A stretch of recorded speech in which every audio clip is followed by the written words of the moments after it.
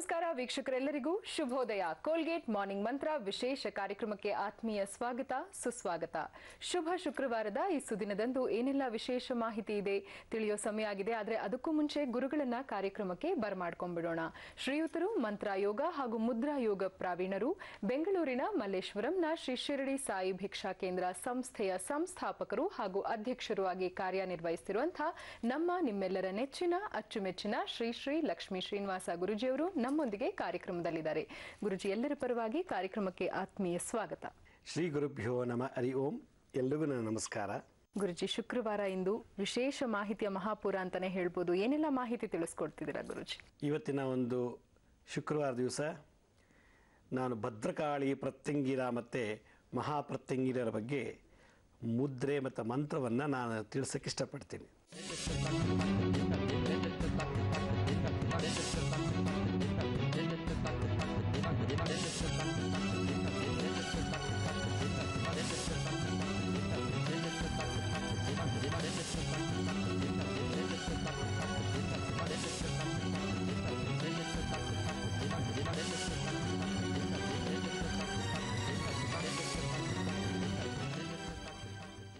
ಅದರಲ್ಲೂ ವಿಶೇಷವಾಗಿ ಈ ನರ್ವ್ ಸಿಸ್ಟಮ್ ಮತ್ತು ಈ ಮಸ್ಕ್ಯುಲರ್ ಸಿಸ್ಟಮ್ಸ್, ಅಂದರೆ ಶರೀರದಲ್ಲಿ ಈ ಮಾಂಸಖಂಡಗಳು, ಮಾಂಸ ಮುದ್ದೆಗಳಲ್ಲಿ ಏನಾದರೂ ದೋಷ ಇದ್ದಾಗ ಈ ಭದ್ರಕಾಳಿ ಪ್ರತ್ಯಂಗಿರವನ್ನು ಹೇಗೆ ಮಾಡಬೇಕು, ಆ ಮಂತ್ರ ಹೇಗೆ ಜಪಿಸಬೇಕು ಅನ್ನೋದ್ರ ಬಗ್ಗೆ ಸಾಕಷ್ಟು ವಿಷಯಗಳನ್ನ ತಿಳಿಸೋಕ್ಕೆ ಇಷ್ಟಪಡ್ತೀನಿ. ಇವತ್ತಿನ ಸಮಾಜದಲ್ಲಿ ಹಲವಾರು ಜನ ಏನು ಕಾಯಿಲೆನೇ ಇಲ್ಲ, ಅವ್ರಿಗೆ ಡಯಾಬಿಟಿಸ್ ಇಲ್ಲ, ಕ್ಯಾನ್ಸರ್ ಇಲ್ಲ, ಏಡ್ಸ್ ಇಲ್ಲ, ಯಾವುದೇ ಸಮಸ್ಯೆನೂ ಇಲ್ಲ, ಯಾವುದೇ ಕಾಯಿಲೆಗಳೂ ಇಲ್ಲ, ಜೋರಾಗಿದ್ದಾರೆ, ಎಲ್ಲದರಲ್ಲೂ ಜೋರಾಗಿದ್ದಾರೆ, ಐಶ್ವರ್ಯದಲ್ಲಿ ಜೋರಾಗಿದ್ದಾರೆ, ಆರೋಗ್ಯದಲ್ಲಿ ಚೆನ್ನಾಗಿದ್ದಾರೆ, ವಿದ್ಯಾವಂತ ಅಂತ ಅನಿಸ್ಕೊಂಡಿದ್ದಾರೆ, ಒಳ್ಳೆ ಚೆನ್ನಾಗಿ ಓದಿದ್ದಾರೆ, ಎಲ್ಲ ಇದೆ. ಆದರೆ ಅವ್ರಿಗೆ ಏನಂದರೆ ಮನೆ ಒಳಗೆ ಇದ್ದಕ್ಕಿದ್ದಾಗೆ ಒಂದೆಲ್ಲ ಒಂದು ರೀತಿ ತೊಂದರೆಗಳು. ಏನು ತೊಂದರೆಗಳು? ನನ್ನ ಹತ್ರ ಒಂದು ಫ್ಯಾಮಿಲಿ ಬಂತು ಈಗ ಒಂದು ಸ್ವಲ್ಪ ದಿವಸ ಹಿಂದೆ. ಆ ಫ್ಯಾಮಿಲಿ ಅವ್ರಿಗೆಲ್ಲಿ ಏನು ಕಾಯಿಲೆ ಇಲ್ಲ, ದುಡ್ಡಿನ ಕೊರತೆ ಇಲ್ಲ, ಊಟದ ಕೊರತೆ ಇಲ್ಲ, ಹಣ ಅಂತಸ್ತು ಕೊರತೆ ಇಲ್ಲ, ಎಲ್ಲ ಚೆನ್ನಾಗಿದೆ. ಆದರೆ ಅವ್ರ ಮನೇಲಿ ಒಬ್ಬರ ಆದಮೇಲೆ ಒಬ್ಬರು ಸಾಯ್ತಾ ಇದ್ದಾರೆ. ಏನಕ್ಕೆ ಸಾಯ್ತಾ ಇದ್ದಾರೆ ಅಂತ ಒಬ್ರಿಗೂ ಗೊತ್ತಿಲ್ಲ. ಒಂದು ರೋಗ ಬಂದು ಸತ್ತೋದ್ರೆ ಅಯ್ಯೋ ರೋಗದಲ್ಲಿ ನರಳಿ ಸತ್ತೋದ ಅನ್ಬೋದು. ಅಥವಾ ಏನೋ ಒಂದು ಆಕ್ಸಿಡೆಂಟ್ ಆಗಿಬಿಟ್ಟು ಸತ್ತೋದ್ರೆ ಓ ಆಕ್ಸಿಡೆಂಟ್ ಆಯ್ತಪ್ಪ ಸತ್ತೋಗ್ಬಿಟ್ಟ ಅಂತ ಹೇಳ್ಬೋದು. ಇಲ್ಲ ಏನೋ ಒಂದು ಮಾರಕ ಕಾಯಿಲೆ, ವಂಶಪಾರಂಪರ್ಯವಾಗಿ ಒಂದು ಕ್ಷಯ ರೋಗ, ಕುಷ್ಠರೋಗನ ಅಥವಾ ಏನೋ ಒಂದು ದೊಡ್ಡ ರೋಗ ಬಂದಿದೆ ಸತ್ತೋಗೋಕ್ಕೆ ಅಂತ ಅಂದರೆ ಒಂದು ರೀತಿ ಸಮಾಧಾನ ಮಾಡ್ಕೋಬೋದು ನಮ್ಮ ಮನಸ್ಸಲ್ಲಿ. ಯಾರಿಗೂ ಏನು ತೊಂದರೆ ಇಲ್ಲ, ಯಾವ ಕಾಯಿಲೆನೂ ಇಲ್ಲ, ಯಾವ ಪ್ರಾಬ್ಲಮ್ಮೇ ಅನ್ನೋದೇ ಅವ್ರ ಜಾತಕದಲ್ಲಿ ಹುಟ್ಟೇ ಇಲ್ಲ. ಅಂಥ ಗಜಕೇಶ್ವರ ಯೋಗ, ರಾಜಯೋಗದಲ್ಲಿ ನಡೀತಿರೋಂಥ ಒಂದು ದೊಡ್ಡ ಸಂಸಾರ ನನ್ನ ಹತ್ರ ಒಮ್ಮೆ ಬಂದುಬಿಟ್ಟು ನೋಡಿ 6 ತಿಂಗಳಿಂದೆ ನಮ್ಮ ತಂದೆ ತೀರ್ಕೊಂಡ್ರು. ಸುಮ್ಮನೆ ಕೂತಿದ್ರು, ಇದ್ದಕ್ಕಿದ್ದಾಗೆ ಬಚ್ಚ ಮನೇಲಿ ಬಿದ್ದು ಸತ್ತೋಗ್ಬಿಟ್ರು. ಅವ್ರನ್ನ ತೆಗಿಬೇಕು ಅಂದರೆ ಬಚ್ಚ ಮನೆ ಡೋರ್ನ ಹೊಡೆದ ಹಾಕಿ ಆಮೇಲೆ ಅವ್ರ ಶವ ಎತ್ಕೊಂಡು ಬಂದ್ವಿ. ಬೆಳಗ್ಗೆ ಸತ್ತೋಗಿದೆ, ನಮಗೆ ಸಂಜೆ ಆದರೂ ಹೊರಗೆ ಬರಲಿಲ್ವಲ್ಲ ಅಂತ ಹೋಗಿ ನೋಡಿದಾಗ ಆ ಬಾತ್ರೂಮೆಲ್ಲ ಸತ್ತು ಬಿದ್ದೋಗಿದ್ದಾರೆ ಅಂತ ಅಂದರು. ಚೆನ್ನಾಗೇ ಇದ್ದರು, ವಾಕಿಂಗ್ ಹೋಗಿದ್ರು, ಎಲ್ಲ ಮಾಡಿದ್ರು, ಊಟ ಮಾಡಿದ್ರು, ತಿಂಡಿ ಎಲ್ಲದರಲ್ಲೂ ಚೆನ್ನಾಗಿದೆ, ಅವ್ರ ಕಾಯಿಲೆನೇ ಇಲ್ಲ, ಯಾವ ಪ್ರಾಬ್ಲಮ್ಮು ಇರಲಿಲ್ಲ, ಆನಂದವಾಗಿದ್ದರು. ನಮ್ಮ ತಂದೆ ಸತ್ತೋದು. ತಂದೆ ಸತ್ತ ಒಂದು 13ನೇ ದಿನಕ್ಕೆ ಅವರ ಮನೇಲಿ ಅವ್ರ ಹೆಂಡತಿ ತೀರ್ಕೊಂಡ್ಬಿಟ್ರಂತೆ. ನಮ್ಮ ತಾಯಿ ತೀರ್ಕೊಂಡ್ರು ಅಂತ ಅಂದರು. ನಮ್ಮ ತಂದೆ ಸತ್ತ 11 ಅಥವಾ 12 ದಿನಕ್ಕೆ ನಮ್ಮ ತಾಯಿ ತೀರ್ಕೊಂಡ್ಬಿಟ್ರು. ತಾಯಿ ತೀರ್ಕೊಂಡಾದ ಒಂದು ತಿಂಗಳಲ್ಲಿ ಇನ್ನೇನು ತಿಂಗಳು ತಿಥಿ ಮಾಡಬೇಕು ಅಂತ ಇದ್ದಾರೆ ಮನೇಲಿ, ಅವ್ರ ಮನೇಲಿ ಅವ್ರ ದೊಡ್ಡ ಮಗ ತೀರ್ಕೊಂಡ್ಬಿಟ್ಟ. ಅಪ್ಪ ಅಮ್ಮನ ಕರ್ಮ ಮಾಡಿ ಕೊನೆಗೆ ಅವನು ಒಂದು ತಿಂಗಳಾದಮೇಲೆ ಸತ್ತೋಗ್ಬಿಟ್ಟ. ಆತನಿಗೂ ಏನು ಕಾಯಿಲೆ ಇಲ್ಲ, ಅವ್ರ ತಾಯಿ ಮನೇಲೂ ಏನೂ ಕಾಯಿಲೆ ಇಲ್ಲ, ಚೆನ್ನಾಗಿ ಏನು ದೇವಸ್ಥಾನಕ್ಕೆ ಹೋಗಿ ಬಂದು ಕೂತಿದ್ದಾರೆ. ಕೂತ್ಕೊಂಡು ಒಂದು ಅರ್ಧ ಗಂಟೆ ಏನೋ ಜ್ಯೂಸ್ ಮಾಡಿಕೊಡಿ ಅಂತ ಕೇಳಿದ್ರು, ಮಾಡಿಕೊಟ್ಟಿದ್ದಾರೆ, ಕುಡಿತಾ ಇದ್ದಾಗ ಹಾಗೆ ಪ್ರಾಣ ಹೊರಟೋಗಿದೆ ತಾಯಿಗೆ. ಹೀಗೆ ಒಬ್ಬರು ಮನೆಯಲ್ಲಿ ಇದಕ್ಕಿದ್ದಾಗ ಒಬ್ಬರಾದ್ಮೇಲೆ 1 ತಿಂಗಳು ಅಥವಾ 2 ತಿಂಗಳು ಇಲ್ಲ 3 ತಿಂಗಳು ಈ ಥರದಲ್ಲಿ ಈ ಒಂದು ಅಂತರದಲ್ಲಿ ಮನೆಯಲ್ಲಿ ಸಾವುಗಳಾಗ್ತಾ ಇರ್ತದೆ. ಏನಕ್ಕೆ ಸಾವು ಆಗ್ತಿದೆ ಅಂತೇಳಿ ಎಲ್ರಿಗೂ ಗಾಬರಿ ಆಗೋಯ್ತು. 1 ವರ್ಷ ತುಂಬುವಷ್ಟರೊಳಗೆ 5 ಸಾವು ಒಂದೇ ಮನೆಯಲ್ಲಿ, ಒಂದೇ ಗೋತ್ರದವರು, ಒಂದೇ ವಂಶದವರು ಸತ್ತೋದ್ರೆ ಎಷ್ಟು ನೋವಾಗೋದಿಲ್ಲ ಮನಸ್ಸಿಗೆ. ಹೀಗಾಗಿ ಅವರೆಲ್ಲ ಮಂತ್ರವಾದಿಗಳ ಹತ್ರ ಹೋಗಿ ಬಂದರು. ಓ ನಿಮ್ಗೇನೋ ಮಾಡಿಬಿಟ್ಟಿದ್ದಾರೆ, ಅದಕ್ಕೆ ಹಿಂಗೆ ಮನೇಲಿ ಆಗ್ತಿದೆ ಅಂತಂದರು. ಅದಕ್ಕೆ ಪೂಜೆ ಜಪ ತಪ ಹೋಮಗಳೆಲ್ಲ ಮಾಡಿಸಿದ್ರು.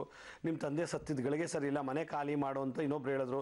ನಿಮ್ಮ ತಾಯಿ ಸತ್ತಿದ್ದು ಗಳಿಗೆ ಚೆನ್ನಾಗಿಲ್ಲ, ಅದಕ್ಕೆ ಮಗನೂ ಸತ್ತೋಗ್ಬಿಟ್ಟಿದ್ದಾನೆ, ನೀವು 6 ತಿಂಗಳು ಮನೆ ಬಿಡಬೇಕು ಅಂತ ಯಾರೋ ಹೇಳಿದ್ರಂತೆ. ಹೀಗೆ ಹಲವಾರು ಕಥೆಗಳನ್ನ ಪಾಪ ಹೇಳಿ ಅವರಿಗೆ ತಲೆ ಕೆಟ್ಟೋಗ್ಬಿಟ್ಟು ಅಂಥ ದೊಡ್ಡ ಬಂಗ್ಲೆನ ಖಾಲಿ ಮಾಡಿಕೊಂಡು ಯಾವುದೋ ಒಂದು ಮನೆ ಬಾಡಿಗೆಗೆ ಹೋಗಿದ್ದಾರೆ.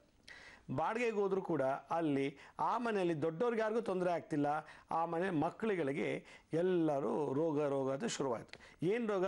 ಏನೂ ಇಲ್ಲ, ಇದಕ್ಕಿದ್ದಾಗ ಆಟ ಆಡ್ಕೊಂಡು ಬರ್ತಿದ್ದಾರೆ, ಬರಬೇಕಾದ್ರೆ ಜಾರು ಬಿದ್ದಿದ್ದಾನೊಬ್ಬ ಎಲ್ಲೋ ಒಂದು ಕಡೆ, ಕಾಲು ಇಟ್ಟಾಯ್ತು, ಆ ಮೂಳೆ ಮುರಿದೋಗಿದೆ, ಏನೋ ಅದಕ್ಕೊಂದು ಬ್ಯಾಂಡೇಜ್ ಹಾಕಿ 6 ತಿಂಗಳು ಅಡ್ಮಿಟ್ ಆದ ಆ ಮಗುಗೆ. ಇನ್ನೊಂದು ಹುಡುಗಿ ಆಟ ಆಡ್ಕೊಂಡು ಬರ್ತಿದೆ, ಸ್ಕೂಲಿಂದ ಬರ್ಬೇಕಾದ್ರೆ ಮೆಟ್ಲು ಇಳುವಾಗ ಜಾರು ಬಿದ್ಲು ಅಂತ ಹೇಳು, ಅದಕ್ಕೂ ಒಂದು 6 ತಿಂಗಳು ಅಡ್ಮಿಟ್ ಆಯಿತು. ಹೀಗೆ ಓದೋ ಮಕ್ಕಳು ಕೂಡ ಮನೇಲಿ ಹಾಸ್ಪಿಟ್ಲ್ ಸೇರ್ಕೊಂಡಿದ್ದಾರೆ, ದೊಡ್ಡವರೆಲ್ಲ ಮನೇಲಿ ಸಾಯ್ತಿದ್ದಾರೆ. ಹಾಗಾದರೆ ಆ ಮನೇಲಿರುವಂಥ ಪ್ರಾಬ್ಲಮ್ ಏನು? ಹೀಗೆಲ್ಲ ಜ್ಯೋತಿಷ್ಯರ ಹತ್ರ ಹೋಗಿರು, ಎಲ್ಲ ವಾಸ್ತು ತಜ್ಞರ ಹತ್ರ ಹೋದಾಗ ಅವ್ರು ಹೇಳಿದ್ದೆ ಒಂದು, ನಿಮಗೆ ಜೋರಾಗಿ ಯಾರೋ ಮಾಟ ಮಾಡಿಸಿದ್ದಾರೆ ಅಂತ ಒಂದು ಹೇಳಿದ್ರೆ ನಿಮ್ಮಲ್ಲಿ ಯಾವುದೋ ಪಿತೃಶಾಪ ಇದೆ ಅಂತ ಹೇಳಿದ್ರು. ಯಾರೋ ನಿಮ್ಮಲ್ಲಿ ಹಿರಿಯೋರ ಶಾಪ ಇದೆ ಅಂತೇಳಿ ನಾರಾಯಣ ಬಲಿ ಪೂಜೆ ಮಾಡಿ ಆ ಪೂಜೆ ಮಾಡಿ ಅಂಥೇಳಿ ಸುಮಾರು ಲಕ್ಷಾಂತರ ರೂಪಾಯಿ ಇನ್ವೆಸ್ಟ್ ಮಾಡಿ ಪೂಜೆ ಮಾಡೋದು ಕೂಡ ಲಕ್ಷಾಂತರ ರೂಪಾಯಿ ಇನ್ವೆಸ್ಟ್ ಮಾಡಿ ಪೂಜೆ ಮಾಡ್ತಾ ಇದ್ದಾರೆ. ಪೂಜೆ ಆದಮೇಲೆ ಒಬ್ಬರು ಸಾಯ್ತಾ ಇದ್ದಾರೆ. ಒಂದು ಪೂಜೆ ಮಾಡ್ತಾ ಇದ್ದಾರೆ, ಇನ್ನೊಂದು ಕಡೆ ಸಾವಾಗ್ತಿದೆ. ಆ ಸಾವಿಗೆ ಇನ್ನೊಂದು ಎಲ್ಲೋ ಕೇಳಿದಕ್ಕೆ ಅದಕ್ಕೆ ಪರಿಹಾರ ಮಾಡಿಸೋಳಿ ಇನ್ನೊಂದು ಸಾವಾಗ್ತಿದೆ. ಹೀಗೆ ಒಂದೇ ವಾಸ್ತುನಲ್ಲಿ, ಒಂದೇ ಮನೆಯಲ್ಲಿ, ಒಂದೇ ಗೋತ್ರ, ಒಂದೇ ವಂಶದಲ್ಲಿ ಈಗ ಶ್ರೇಣಿ ಅಂದರೆ ಸೀರೀಸ್ ಆಗಿ ಒಂದೊಂದಾಗಿ ಸಾವಾಗ್ತಿದೆ. ಆ ಮನೇಲಿ ಏನಿರ್ಬೋದು? ಅಷ್ಟು ದಿವಸ ಇಲ್ದಿರೋದು ಸಡನ್ನಾಗಿ ಈ ವರ್ಷದಲ್ಲೇ ಅದು 6 ತಿಂಗಳೊಳಗಡೆ 5-6 ಜನ ಸಾಯ್ತಾರೆ ಅಂದರೆ ಅಲ್ಲಿ ಏನೋ ಒಂದು ಸೀಕ್ರೆಟ್ ಇರಬೇಕು. ಅದೇನದು ಅಂತ ನೋಡೋಕೆ ಹೋದಾಗ ಅದು ಯಾರಿಗೂ ಗೊತ್ತಾಗಲಿಲ್ಲ. ಆಮೇಲೆ ಯಾರೋ ಹೇಳಿದ್ರು, ನಮ್ಮ ಹತ್ರ ಬಂದು ನೋಡಿದಾಗ ಆ ಇರೋರಲ್ಲಿ ಮಧ್ಯದ 2ನೇ ಮಗನಲ್ಲಿ ಪರಕಾಯ ಪ್ರವೇಶ ಮಾಡಿ ನೋಡಿದಾಗ ಅವ್ರ ಮನೆಗೆ ಇವರೊಂದು ದೊಡ್ಡ ಫ್ಯಾಕ್ಟ್ರಿ ನಡೆಸ್ತಾ ಇದ್ದಾರೆ ಬೆಂಗಳೂರಿನಲ್ಲಿ. ನಾನು ಹೆಸರು ಹೇಳೋಕ್ಕೆ ಇಷ್ಟಪಡೋದಿಲ್ಲ, ಒಳ್ಳೆ ಶ್ರೀಮಂತ ಕೂಡ. ಆ ಫ್ಯಾಕ್ಟ್ರಿನಲ್ಲಿ ಈ ಮನೆ ಯಜಮಾನ, ಈ ಫ್ಯಾಕ್ಟ್ರಿ ಓನರ್ ಹೆಂಡತಿ ತಮ್ಮ ಆ ಫ್ಯಾಕ್ಟ್ರಿಗೆ ನಾನೇ ಅಧಿಕಾರ ಆಗಬೇಕು, ಆ ಫ್ಯಾಕ್ಟ್ರಿ ಪೂರ್ತಿ ನಾನೇ ವಹಿಸ್ಕೋಬೇಕು, ಇಡೀ ಆಸ್ತಿಗೆ ನಾನೇ ಅಧಿಕಾರಿ ಆಗಬೇಕು, ಯಜಮಾನ ಆಗಬೇಕು ಅಂಥೇಳಿ ಆ ವಂಶ ಪೂರ್ತಿ ಸರ್ವನಾಶ ಆಗಲಿ ಅಂಥೇಳಿ ಒಂದು ಹಂದಿಯಲ್ಲಿ ವಾರಾಹಿ ಪ್ರಯೋಗ ಮಾಡಿಸಿ, ಅದೆಲ್ಲಿ ಕೇರಳಾಗೋಗಿ ವಾರಾಹಿ ಪ್ರಯೋಗ ಮಾಡಿಸಿ ಮನೆ ಮಂದಿಯವ್ರದೆಲ್ಲ ಬಟ್ಟೆಗಳು ಕೂದಲುಗಳೆಲ್ಲ ಕಲೆಕ್ಟ್ ಮಾಡ್ಕೊಂಡೋಗಿ ಆ ಬೊಂಬೆಗಳ ಮುಖಾಂತರ ಆವಾಹನೆ ಮಾಡಿ ಆ ವಾರಾಹಿ ಪ್ರಯೋಗ ಮಾಡಿ ಆ ಹಂದಿಯನ್ನು ತಲೆನ ಕಟ್ ಮಾಡಿ ನದಿಗೆ ಬಿಟ್ಬಿಟ್ಟಿದ್ದಾನೆ ಮಂತ್ರವಾದಿ. ಇದನ್ನೆಲ್ಲ ಮಾಡಿದ ಮೇಲೆ ಆ ಮನೆಯಲ್ಲಿ ಸೀರೀಸಾಗಿ ಸಾಯ್ತಾ ಇದ್ದಾರೆ, ಒಬ್ಬರಾದ್ಮೇಲೆ ಒಬ್ಬರು, ತಿಂಗಳಿಗೊಬ್ಬರು, 15 ದಿನ 20 ದಿನಕ್ಕೊಬ್ಬರು. ಇದೆಲ್ಲ ನಿಜನಾ? ಈ ಒಂದು ಸೈನ್ಸ್ ಆ್ಯಂಡ್ ಟೆಕ್ನಾಲಜಿ ಇರುವಂಥ ಒಂದು ಯುಗದಲ್ಲಿ ಈ ಮಾಟ ಮಂತ್ರ ತಂತ್ರಗಳು ನಿಜವಾಗ್ಲೂ ಇದೆಯಾ ಅಂತ ಯೋಚನೆ ಮಾಡಿದಾಗ ಖಂಡಿತವಾಗ್ಲೂ ಇವೆಲ್ಲ ಇದೆ. ಯಾಕೆಂದರೆ ಇದು ಒಂದು ಸೈನ್ಸ್. ಮಾಟ ಮಂತ್ರ ಭಾನಾಮತಿ ಇದೆಲ್ಲ ಒಂದು ಸೈನ್ಸ್. ಯಾಕೆಂದರೆ ಮನುಷ್ಯನಿಗೆ ಒಂದು ಮಂತ್ರಶಕ್ತಿಯಿಂದ ಏನು ಬೇಕಾದ್ರೂ ಮಾಡ್ಬೋದು. ಮಂತ್ರಶಕ್ತಿಯಿಂದ ಯಾವ ವಸ್ತುನ ಬೇಕಾದ್ರೂ ಸ್ತಂಭನ ಮಾಡ್ಬೋದು, ಮಾರಣ ಮಾಡ್ಬೋದು, ಉಚ್ಚಾಟನೆ ಮಾಡ್ಬೋದು, ವಿದ್ವೇಷಣ ಮಾಡ್ಬೋದು, ವಶೀಕರಿಸ್ಕೋಬೋದು. ಹೀಗೆ ಈ ಮಂತ್ರಗಳಿಂದ ಪ್ರಯೋಗ ಮಾಡಿ ಒಂದು ಸಂಸಾರ, ಒಂದು ವಂಶನೇ ಹಾಳು ಮಾಡ್ತಿದ್ದಾರೆ. ಕೇವಲ ಒಂದು ಆಸ್ತಿಗೋಸ್ಕರ, ಒಂದು ಫ್ಯಾಕ್ಟ್ರಿ ಅವರಿರೋ ಕೋಟ್ಯಾಂತರ ರೂಪಾಯಿ ಆಸ್ತಿಗೋಸ್ಕರ ನಾನು ಯಜಮಾನ ಆಗಬೇಕು ಅಂತ ಸ್ವಂತ ಆ ಮನೆ ಯಜಮಾನನ ಹೆಂಡತಿಯ ತಮ್ಮನೇ ಈ ರೀತಿ ಮಾಡಿ ಮನೆ ಮಕ್ಕಳನ್ನೆಲ್ಲ ಸಾಯಿಸ್ತಾ ಇದ್ದಾನೆ, ಸೊಸೆದಿರೆಲ್ಲ ಸಾಯಿಸ್ತಾರೆ. ಆ ಮಕ್ಕಳು ಮೊಮ್ಮಕ್ಕಳು ಕೂಡ ಪಾಲು ಬರಬಾರ್ದು ಅಂತೇಳಿ, ಅವ್ರ ವಂಶ ಪೂರ್ತಿ ಇರಬಾರ್ದು ಅಂಥೇಳಿ ಈ ರೀತಿ ಮಾಟ ಮಂತ್ರಗಳನ್ನು ಮಾಡಿಸಿ ಅವ್ರಿಗೆ ಅಷ್ಟು ಜಮೀನು, ತೋಟ, ಫ್ಯಾಕ್ಟ್ರಿ, ಮನೆ, ಸುಮಾರು ಬೆಂಗಳೂರಿನೆಲ್ಲ ಒಳ್ಳೊಳ್ಳೆ ಮನೆಗಳೆಲ್ಲ ಬಾಡಿಗೆ ಕೊಟ್ಟಿದ್ದಾರೆ.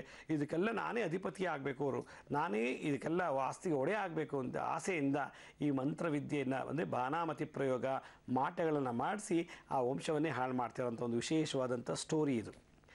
ಇದನ್ನು ಪರಕಾಯಿ ಪ್ರವೇಶ ಮಾಡಿ ನೋಡಿದಾಗ ಈ ಹಂದಿ ತಲೆಯನ್ನು ಕಡಿದು ನದಿಗೆ ಬಿಟ್ಬಿಟ್ಟಿದ್ದಾರೆ. ಹೀಗೆ ನದಿಲಿ ಬಿಟ್ಬಿಟ್ರೆ ಭಾಳ ಕಷ್ಟ ಆದರೆ ನಿವಾರಣೆ ಮಾಡೋದು. ನಾನೀಗ ಮತ್ತೆ ಮುಂದೆ ಹೋಗ್ತಾ ಇದರದ್ದು ಹೇಗೆ ನಿವಾರಣೆ ಆಯ್ತು ಅನ್ನೋದನ್ನ ನಿಮ್ಮೊಂದಿಗೆ ಹಂಚ್ಕೊಳ್ಳೋಕೆ ಇಷ್ಟಪಡ್ತೀನಿ. ಈಗ ಈ ಬಗ್ಗೆ ಇನ್ನಷ್ಟು ಮಾಹಿತಿಯನ್ನ ಕೇಳಿ ತಿಳಿಯೋ ಸಮಯ. ಗುರುಜಿ ತಿಳಿಸ್ಕೊಡ್ತಾ ಇದ್ರಿ ಯಾವ ರೀತಿ ಈ ಒಂದು ಮಾಟ ಮಂತ್ರ ಪ್ರಯೋಗಗಳನ್ನ ಮಾಡ್ತಾರೆ, ಇನ್ನು ವಾರಾಹಿ ಪ್ರಯೋಗ ಅಂದ್ರೆ ಏನು, ಇದ್ರ ಬಗ್ಗೆ ಕೂಡ ಮಾಹಿತಿಯನ್ನ ತಿಳಿಸ್ಕೊಡ್ತಾ ಇದ್ರಿ, ನಡೆದಂತ ಒಂದು ವೃತ್ತಾಂತವನ್ನ ಹೇಳ್ತಿದ್ರಿ.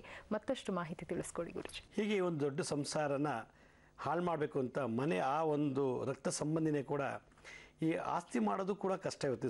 ಆಸ್ತಿ ಮಾಡಿದ್ರೆ ಅದು ಹೇಗೆ ಮುತ್ತಿಗೆ ಹಾಕೋದು ಅಂತ ನೋಡ್ತಾರೆ, ಆಸ್ತಿ ಇಲ್ಲ ಅಂದರೆ ಅವ್ನು ಹೇಗೆ ಹೊರಗೆ ಹಾಕೋದು ಅಂತ ನೋಡ್ತಾರೆ.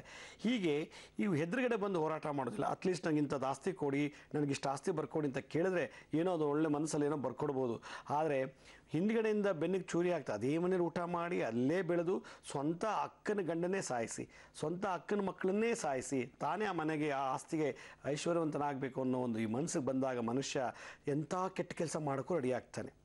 ಹೀಗೆ ಆ ಮನೆಯಲ್ಲಿ ಆ ವ್ಯಕ್ತಿ ಮಾಟ ಮಾಡಿಸಿ ಬಾಣಾಮತಿ ಮಾಡಿಸಿ ಆ ವಾರಾಹಿ ಅಂದರೆ ಹಂದಿಯನ್ನು ಮಾಟ ಮಾಡಿಸಿ ಅದಕ್ಕೆ ಪ್ರಯೋಗ ಮಾಡಿ ಅದಕ್ಕೆ ತಲೆನ ಛೇದನ ಮಾಡಿ ಅಂದರೆ ಶಿರಶ್ಛೇದನ ಮಾಡಿ ಹರಿಯೋ ನದಿಗೆ ಬಿಟ್ಟಾಗ ಅದು ಬಾಡಿ ಸಿಗೋವರೆಗೂ ಈ ಮನೇಲಿ ಈ ಥರ ದೋಷ ನಡೀತಾ ಇರುತ್ತೆ.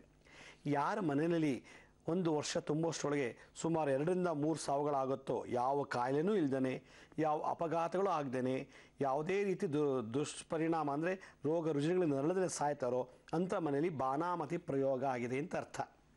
ಅವರ ಜಾತಕನೂ ಕೂಡ ನೋಡಿದಾಗ ಅಲ್ಲಿ ಮಂತ್ರಪ್ರಯೋಗ ಬಾಧೆ ಅನುಭವಿಸಬೇಕು ಅಂತ ಆ ಭುಕ್ತಿ ಮತ್ತು ಆ ದಶೆಯಲ್ಲಿ ಹೇಳುತ್ತೆ. ಆಯಾ ಗ್ರಹ ಕೇತು ಮತ್ತು ಶನಿ ಭುಕ್ತಿ, ರಾಹು ಅಥವಾ ಶನಿ ಭುಕ್ತಿನಲ್ಲಿ ನಡೆಯುವಾಗ ಇದನ್ನು ಪತ್ತೆ ಹಚ್ಬೋದು. ಯಾವಾಗ ಆ ರೀತಿ ಆಗುತ್ತೆ ಆಗ ನಾವು ಎಚ್ಚರಿಸ್ಕೊಂಡ್ಬಿಡ್ಬೇಕು. ಹಾಗಾದರೆ ಈ ದೊಡ್ಡ ದೊಡ್ಡ ಅಡ್ವಾನ್ಸ್ ಲೆವೆಲಲ್ಲಿ ಬಾನಾಮತಿ ಮಾಡಿದರೆ, ಪ್ರಾಣಿಗಳನ್ನು ಬಲಿ ಕೊಟ್ಟು, ಗರ್ಭಿಣಿ ಸ್ತ್ರೀಯನ್ನು ಬಲಿ ಕೊಟ್ಟು, ಶಿಶುಗಳನ್ನು ಬಲಿ ಕೊಟ್ಟು ಮಂತ್ರಪ್ರಯೋಗ ಮಾಡಿದ್ರೆ ಅಂಥ ಸಮಯದಲ್ಲಿ ಜಗತ್ತಿನಲ್ಲಿ ಈವನ್ ನರಸಿಂಹದೇವರು ಕೂಡ ಕಾಪಾಡೋಕ್ಕಾಗೋದಿಲ್ಲ. ಲಕ್ಷ್ಮೀ ನರಸಿಂಹರು ಅವರು ಲಕ್ಷ್ಮೀ ನರಸಿಂಹಂತೂ ಮಿಗಿಲಾದಂಥ ಅಧಿಕವಾದಂಥ ಒಂದು ಶಕ್ತಿ ದೇವತೆ. 64 ಯೋಗಿನಿಯರಲ್ಲಿ ಈ ಪ್ರತ್ಯಂಗಿರ ಕೂಡ ಒಂದು ವಿಶೇಷವಾದಂಥ ಮಹಾಶಕ್ತಿ ಸ್ವರೂಪಿಣಿ. ಅದು ಆ ದೇವಿಯನ್ನು ನಾವು ನಿತ್ಯ ಪ್ರಾರ್ಥನೆ ಮಾಡಿದರೆ, ಕೇವಲ ಪ್ರಾರ್ಥನೆ ಮಾಡಿದ್ರೆ ಸಾಕಂತೆ. ನಾವೇನು ಅವ್ರಿಗೆ ಹವನ ಹೋಮಗಳು ಮಾಡೋಕ್ಕಿಂತ ಹೆಚ್ಚಾಗಿ ಆ ಪ್ರತ್ಯಂಗಿರಿ ದೇವಿಯನ್ನು ಅರ್ಧಮುಖ ಸಿಂಹಮುಖ, ಇನ್ನು ಉಳಿದೆಲ್ಲ ದೇಹ ಸ್ತ್ರೀ ಸ್ವರೂಪಿಣಿ, ಆ ಸಿಂಹವಾಹಿನಿ, ಸಿಂಹದ ಮೇಲೆ ಕುಳಿತಿರ್ತಕ್ಕಂಥ 18 ಭುಜಗಳು ಹೊಂದಿರತಕ್ಕಂಥ ಮಹಾ ಪ್ರತ್ಯಂಗಿರ ದೇವಿಯನ್ನು ನಾವು ಸ್ಮರಿಸಿದ್ದೇ ಸಾಕಂತೆ ಆ ದೋಷ ನಿವಾರಣೆ ಆಗುತ್ತದೆ. ಅದರಲ್ಲೂ ಅಂಥ ವಾಸ್ತುಗಳಲ್ಲಿ ಈ ಪ್ರತ್ಯಂಗಿರ ಹೋಮ, ಪ್ರತ್ಯಂಗಿರ ಜಪ ಅಥವಾ ಮುದ್ರೆಗಳನ್ನು ನಾವು ಮಾಡಿದ್ದೇ ಆದರೆ ಭಾಳ ವಿಶೇಷವಾಗಿ ಆ ಅಶುಭಗಳನ್ನು, ಆ ಒಂದು ದುಷ್ಟಶಕ್ತಿಗಳ ಹಾವಳಿಯನ್ನು ನಾವು ನಾಶ ಮಾಡ್ಬೋದು. ಹಾಗಾದರೆ ಯಾರು ಮಂತ್ರವನ್ನು ತಂತ್ರವನ್ನು ಯೂಸ್ ಮಾಡಿ ಪ್ರಾಣಿಗಳ ಮೂಲಕ ಮನುಷ್ಯನ ಮೂಲಕ ಪ್ರಯೋಗ ಮಾಡಿ ಅದನ್ನು ಹರಿಯೋ ನೀರಿಗೆ ಅಥವಾ ಸಮುದ್ರಕ್ಕೆ ಹಾಕಿಬಿಟ್ರೆ, ಸಮುದ್ರ ಮಾತ್ರ ಅದನ್ನು ಏನೇ ಮಾಡೋದು ಕೂಡ ತೊಗೊಂಡು ದಡಕ್ಕೆ ಬಿಟ್ಬಿಡುತ್ತೆ. ಅಂಥ ಪ್ರಯೋಗಗಳು ಸಮುದ್ರದಲ್ಲಿ ಮಾಡೋಲ್ಲ ಈ ಮಂತ್ರವಾದಿಗಳು. ಸಮುದ್ರದಲ್ಲಿ ಮಾಡೋಕ್ಕೂ ಆಗಲ್ಲ. ಅಕಸ್ಮಾತ್ ಸಮುದ್ರದಲ್ಲಿ ಮಾಡಿದ್ರೆ ಆ ಮಾಂಸದ ಮುದ್ದೆ ವಾಪಸ್ ದಡಕ್ಕೆ ತಂದು ಸೇರಿಸಿಬಿಡುತ್ತೆ ಆ ಸಮುದ್ರದಲ್ಲೇ. ಯಾವಾಗ ದಡ ಸೇರ್ತೋ ಆ ಮನೆಗೆ ಮತ್ತೆ ಆ ರೀತಿ ಸಾವುಗಳಾಗಲ್ಲ. ದಡನೇ ಸೇರ್ದು ಹೋಗ್ಬಿಟ್ರೆ ನದಿಲೇ ಹರ್ಕೊಂಡು ಹೋಗ್ತಾ ಇದ್ರೆ ಅದು ದಡ ತಲುಪೋವರೆಗೂ ಮನೆಯಲ್ಲಿ ಸಾವುಗಳಾಗ್ತಾನೇ ಇರ್ತದೆ. ಇದೇ ಒಂದು ವಿಶೇಷವಾದಂಥ ರಹಸ್ಯ ಈ ಒಂದು ತಂತ್ರಸಾರದಲ್ಲಿ. ಹಾಗಾದರೆ ಈ ಥರ ಮನೆಯಲ್ಲಿ ಸರಣಿ ಸಾವು ನಡೀತಾ ಇದ್ದರೆ ಆ ಸಂದರ್ಭದಲ್ಲಿ ಯಾವ ದೇವಿ ಪೂಜೆ ಮಾಡಬೇಕು ಅಂದರೆ ಭದ್ರಕಾಳಿ ಪ್ರತ್ಯಂಗಿರ ಅಂಥೇಳಿ ಇದು ಒಂದು. ಇನ್ನೊಂದು ಕೆಲವು ಜನ ಮಾಡ್ತಾರೆ. ಇನ್ನೊಂದಕ್ಕೆ ನಮ್ಮ ದೇವಸ್ಥಾನಕ್ಕೆ ಒಂದೊಂದು ಕೇಸ್ ಬಂದಿತ್ತು. ಅದೇನೆಂದರೆ ಅವ್ರ ವಂಶ ಸರ್ವನಾಶ ಆಗಲಿ ಅಂತೇಳಿ ಯಾವುದೋ ಒಂದು ದೇಹದ ತಲೆಬುರುಡೆ, ಮಡಕೆ, ಬೊಂಬೆ ಮತ್ತು ಬಿಚ್ಚೋಲೆ, ಹಳೆ ಬಟ್ಟೆಗಳು, ಅವರ ಉಪಯೋಗಿಸಿದಂಥ ಕೆಲವು ಸಾಮಗ್ರಿಗಳೆಲ್ಲ ಯೂಸ್ ಮಾಡಿ ಅವರು ಮನೆಯಲ್ಲೇ ಹಿಂಭಾಗದಲ್ಲಿ ಹಳ್ಳ ತೆಗೆದು ಭದ್ರವಾಗಿ ಹೂತಾಕ್ಬಿಟ್ಟಿದ್ದಾರೆ. ಒಂದು 5 ಅಡಿ ತೆಗೆದು. ಆ ಜನಕ್ಕೆ ಗೊತ್ತೇ ಇಲ್ಲ, ಅಲ್ಲ 5 ಅಡಿ ತೆಗೆಯುವಾಗಲೂ ಅವ್ರಿಗೆ ಹೆಸರಾಗಿಲ್ಲ. 5 ಅಡಿ ಯಾವಾಗ ತೆಗೆದು ಹಳ್ಳನ ಅಂತಲೂ ಗೊತ್ತಿಲ್ಲ. ಅದರಲ್ಲಿ ಯಾರು ತಂದು ಊಟ ಹಾಕಿದ್ರು ಅಂತ ಗೊತ್ತಿಲ್ಲ. ಅದು ಊಟ ಹಾಕಿದ ತಕ್ಷಣ ಭದ್ರವಾಗಿ ಅದು ಮುಚ್ಚಿ ಆದಮೇಲೆ ಒಂದು ದೊಡ್ಡ ಪಾಟ್ ಇಟ್ಬಿಟ್ಟು ಹೊಟ್ಟೋಗ್ಬಿಟ್ಟಿದ್ದಾರೆ. ಹೀಗೆ ಸುಮಾರು ದಿನ ಆದರೂ ಅವ್ರ ಮನೇಲಿ ಒಬ್ರಿಗೊಬ್ರಿಗೆ ಅಂಗವಿಕಲತೆ ಆಗ್ತಿದೆ. ಒಬ್ಬ ಕಾಲು ಕಳ್ಕೊಂಡು ಆಕ್ಸಿಡೆಂಟ್ ಆಗಿ, ಒಬ್ಬ ಕೈ ಹೋಯ್ತು, ಇನ್ನೊಬ್ಬ ಹೋಗ್ತಿದ್ದಾಗೆ ಇದಕ್ಕಿದ್ದಾಗೆ ಬಿದ್ದುಬಿಟ್ಟು ಮೋರಿ ಹತ್ರ ಬಿದ್ದು ಅವನಿಗೆ ಪೂರ್ತಿ ಫ್ರ್ಯಾಕ್ಚರ್ ಆಗಿಬಿಟ್ಟು 6-8 ತಿಂಗಳು ಹಾಸ್ಪಿಟಲ್ ಅಡ್ಮಿಟ್ ಆದ. ಕೊನೆಗೆ ಅವನಿಗೆ ಅಂಗವಿಕಲತೆ ಆದ. ಹೀಗೆ ವಿಕಲತೆ ಆಗಲಿ ಅಂತಲೂ ಕೂಡ ಕೆಲವು ಮಾಟ ಮಾಡಿಸ್ತಾರೆ ಈ ಕೆಟ್ಟ ಜನ ಈ ಸಮಾಜದಲ್ಲಿ. ಅಂಥ ದೋಷಗಳೇನಾದ್ರು ನಮ್ಮ ವಾಸ್ತುವಿಗೆ, ನಮ್ಮ ಜಾತಕಕ್ಕೆ ಏನಾದ್ರು ಪ್ರಯೋಗ ಮಾಡಿದರೆ ತಕ್ಷಣ ಭದ್ರಕಾಳಿ ಪ್ರತ್ಯಂಗಿರನ ಧ್ಯಾನ ಮಾಡಿದ್ದೇ ಆದರೆ ಈ ಸರ್ವ ದೋಷಗಳು ನಿವಾರಣೆ ಆಗುತ್ತೆ. ಯಾರು ಈ ಮಂತ್ರವನ್ನು ಮಾಡಿಸಿರ್ತಾರೋ, ಯಾರು ಈ ಮಾಟ ಮಾಡಿಸಿರ್ತಾರೋ ಅವ್ರನ್ನೇ ಹುಡ್ಕೊಂಡು ಹೋಗ್ತಾರೆ ಈ ಭದ್ರಕಾಳಿ ಅಮ್ಮನವರು. ಭದ್ರಕಾಳಿ ಭದ್ರವಾಗಿ ಅಂದರೆ ವಂಶ ಸರ್ವನಾಶ ಆಗಲಿ ಅಂತ ಅದು ಮಾಡಿಬಿಟ್ಟ ಅಂದರೆ ಅದು ಎಲ್ಲಿ ಮಾಡಿಟ್ಟಿದ್ದಾರೆ, ಎಲ್ಲಿ ಹೋಗ್ತಿದೆ ಅಂತ ಕಂಡಿಡಿಕೆ ಆಗಲ್ಲ. ಎಷ್ಟೋ ಸಲ ಅಂಜನಾ ಹಾಕಿ ನೋಡಿದ್ರು ಕೂಡ ಅದು ಸಿಗೋದಿಲ್ಲ. ಮಾಡಿಸೋ ವ್ಯಕ್ತಿ ಗೊತ್ತಾಗ್ತಾರೆ, ಇಂಥ ವ್ಯಕ್ತಿ ಇಂಥದೇ ಕೂದಲು, ಇಂಥ ಮುಖ, ಇಂಥ ಹೈಟು, ಇಂಥ ವೆಯ್ಟು, ಈ ಥರದಲ್ಲೇ ಇದ್ದಾನೆ, ಈ ಥರ ಡ್ರೆಸ್ ಹಾಕಿದರೆ ಎಲ್ಲ ಗೊತ್ತಾಗುತ್ತೆ ಅಂಜನದಲ್ಲಿ. ಅದು ಯಾವ ಸ್ಥಳದಲ್ಲಿ ಮಾಡಿ ಹೆಂಗೆ ಬಿಟ್ಬಿಟ್ಟಿದ್ದಾರೆ, ಎಲ್ಲಿ ಅದನ್ನು ಸ್ಥಾಪನೆ ಮಾಡಿದ್ದಾರೆ, ಎಲ್ಲಿ ವಿಸರ್ಜನೆ ಮಾಡಿದೆ ಅಂತ ಗೊತ್ತಾಗೋದಿಲ್ಲ. ಅಷ್ಟು ವಿಶೇಷವಾದಂಥ ತಂತ್ರವಿದ್ಯೆ ಈ ಭಾನಾಮತಿ ಮತ್ತು ಮಾಠ. ಆ ಥರ ಸಂದರ್ಭ ಬಂದಾಗ ಅಥವಾ ಈ ಥರ ನೋವುಗಳನ್ನು ನಾವು ಅನುಭವಿಸ್ತಿದ್ದಾಗ ಭದ್ರಕಾಳಿ ಈ ಪ್ರತ್ಯಂಗಿರವನ್ನು ಜಪ ಮಾಡಬೇಕು. ಭದ್ರಕಾಳಿ ವಿಶೇಷವಾಗಿ ಈ ಲಾಂಗ್ ಟರ್ಮ್ ಸಫರ್ ಆಗಲಿ ಅಂತ ದೀರ್ಘಕಾಲ ಸುಮಾರು 10-15 ವರ್ಷ 20 ವರ್ಷ 30 ವರ್ಷ ಆದರೂ ಅವರು ಆ ಮಾಟ ಕೂಟದಲ್ಲಿ ನಂದು ಬೆಂದು ಸತ್ತೋಗ್ಬೇಕು. ಯಾವ ಔಷಧಿಗೂ ಕ್ಯೂರ್ ಆಗಬಾರ್ದು, ಯಾವ ಡಾಕ್ಟರ್ ಹತ್ರ ಹೋದ್ರೂ ಕ್ಯೂರ್ ಆಗಬಾರ್ದು, ಯಾವ ದೇವರ ಹರಕೆ ಕೊಟ್ಟಿದ್ರು ಕೂಡ ಅದು ಗುಣ ಆಗಬಾರ್ದು, ಯಾವ ಮಂತ್ರವಾದಿ ಹತ್ರ ಹೋದ್ರೂ ಕೂಡ ಅದು ಕ್ಯೂರ್ ಆಗಬಾರ್ದು. ಆ ರೀತಿ ತಂತ್ರ ಪ್ರಯೋಗ ಮಾಡ್ತಾರೆ ಈ ಭದ್ರಕಾಳಿ ಪ್ರತ್ಯಂಗಿರವನ್ನು ಉಪಯೋಗಿಸಿ. ಅದೇ ಭದ್ರಕಾಳಿ ಪ್ರತ್ಯಂಗಿರವನ್ನು ನಾವೇ ಜಪ ಮಾಡಿಬಿಟ್ರೆ ಆ ದೇವಿ ಯೋಚನೆ ಮಾಡ್ತಾರೆ, ಹೌದಲ್ವಾ, ಅನ್ಯಾಯವಾಗಿ ನಾನು ಸಾಯಿಸೋ ಬದಲು ಧರ್ಮವಾಗಿ ಯೋಚನೆ ಮಾಡ್ತಾರೆ. ಅದೇ ಭಕ್ತ ನನ್ನನ್ನೇ ಪೂಜೆ ಮಾಡ್ತೇನೆ, ಅದೇ ಮಾಂತ್ರಿಕ ಆಕೆನೂ ಪೂಜೆ ಮಾಡ್ತಿದ್ದಾಗ ಅಲ್ಲಿ ವಿಶೇಷವಾದಂಥ ಪವಾಡನೇ ನಡೆದೋಗುತ್ತೆ. ಹೀಗೆ ನಮ್ಮ ಹತ್ರ ಬರೋ ಎಷ್ಟೋ ಕೇಸ್ಗಳನ್ನ ನಾನು ಇದನ್ನು ನಿಮ್ಮ ಮುಂದೆ ಹಂಚ್ಕೊಳ್ತಾ ಇದ್ದೀನಿ. ಒಬ್ಬೊಬ್ಬರು ಒಂದು ರೀತಿ ಕಷ್ಟಪಟ್ಟಿದ್ದಾರೆ. ಊಟಕ್ಕೆ, ಬಟ್ಟೆಗೆ, ವಿದ್ಯೆಗೆ ಏನೂ ಕೊರತೆ ಇಲ್ಲ. ಆದರೆ ಯಾರೋ ಒಂದು ಮಾಡಿ ಮಂತ್ರ ಪ್ರಯೋಗದಿಂದ ಇಡೀ ಫ್ಯಾಮಿಲಿ ನರಳ್ತಾನೇ ಇದೆ. ನರಳಕ್ಕೂ ಹಿಂದೆ ಭಾಳಷ್ಟು ಜನ ಇದನ್ನು ಮಾಡಬೇಕು ಅಂತ ಸಂಕಲ್ಪ ಮಾಡಿ ಅದಕ್ಕಾಗಿ ಹಗಲು ರಾತ್ರಿ ದುಡ್ಡನ್ನು ಕೂಡಿಸ್ಕೊತಾ ಇದ್ದಾರೆ. ಇವರು ವಂಶ ಹಾಳು ಮಾಡಬೇಕು ಅಂತ ಅದಕ್ಕೆ ಎಷ್ಟು ಬೇಕೋ ಅಷ್ಟು ಖರ್ಚು ಮಾಡೋಷ್ಟು ದುಡ್ಡೆಲ್ಲ ಕಲೆಕ್ಟ್ ಮಾಡಿ ಕೂಡಿಡ್ತಾ ಇದ್ದಾರೆ.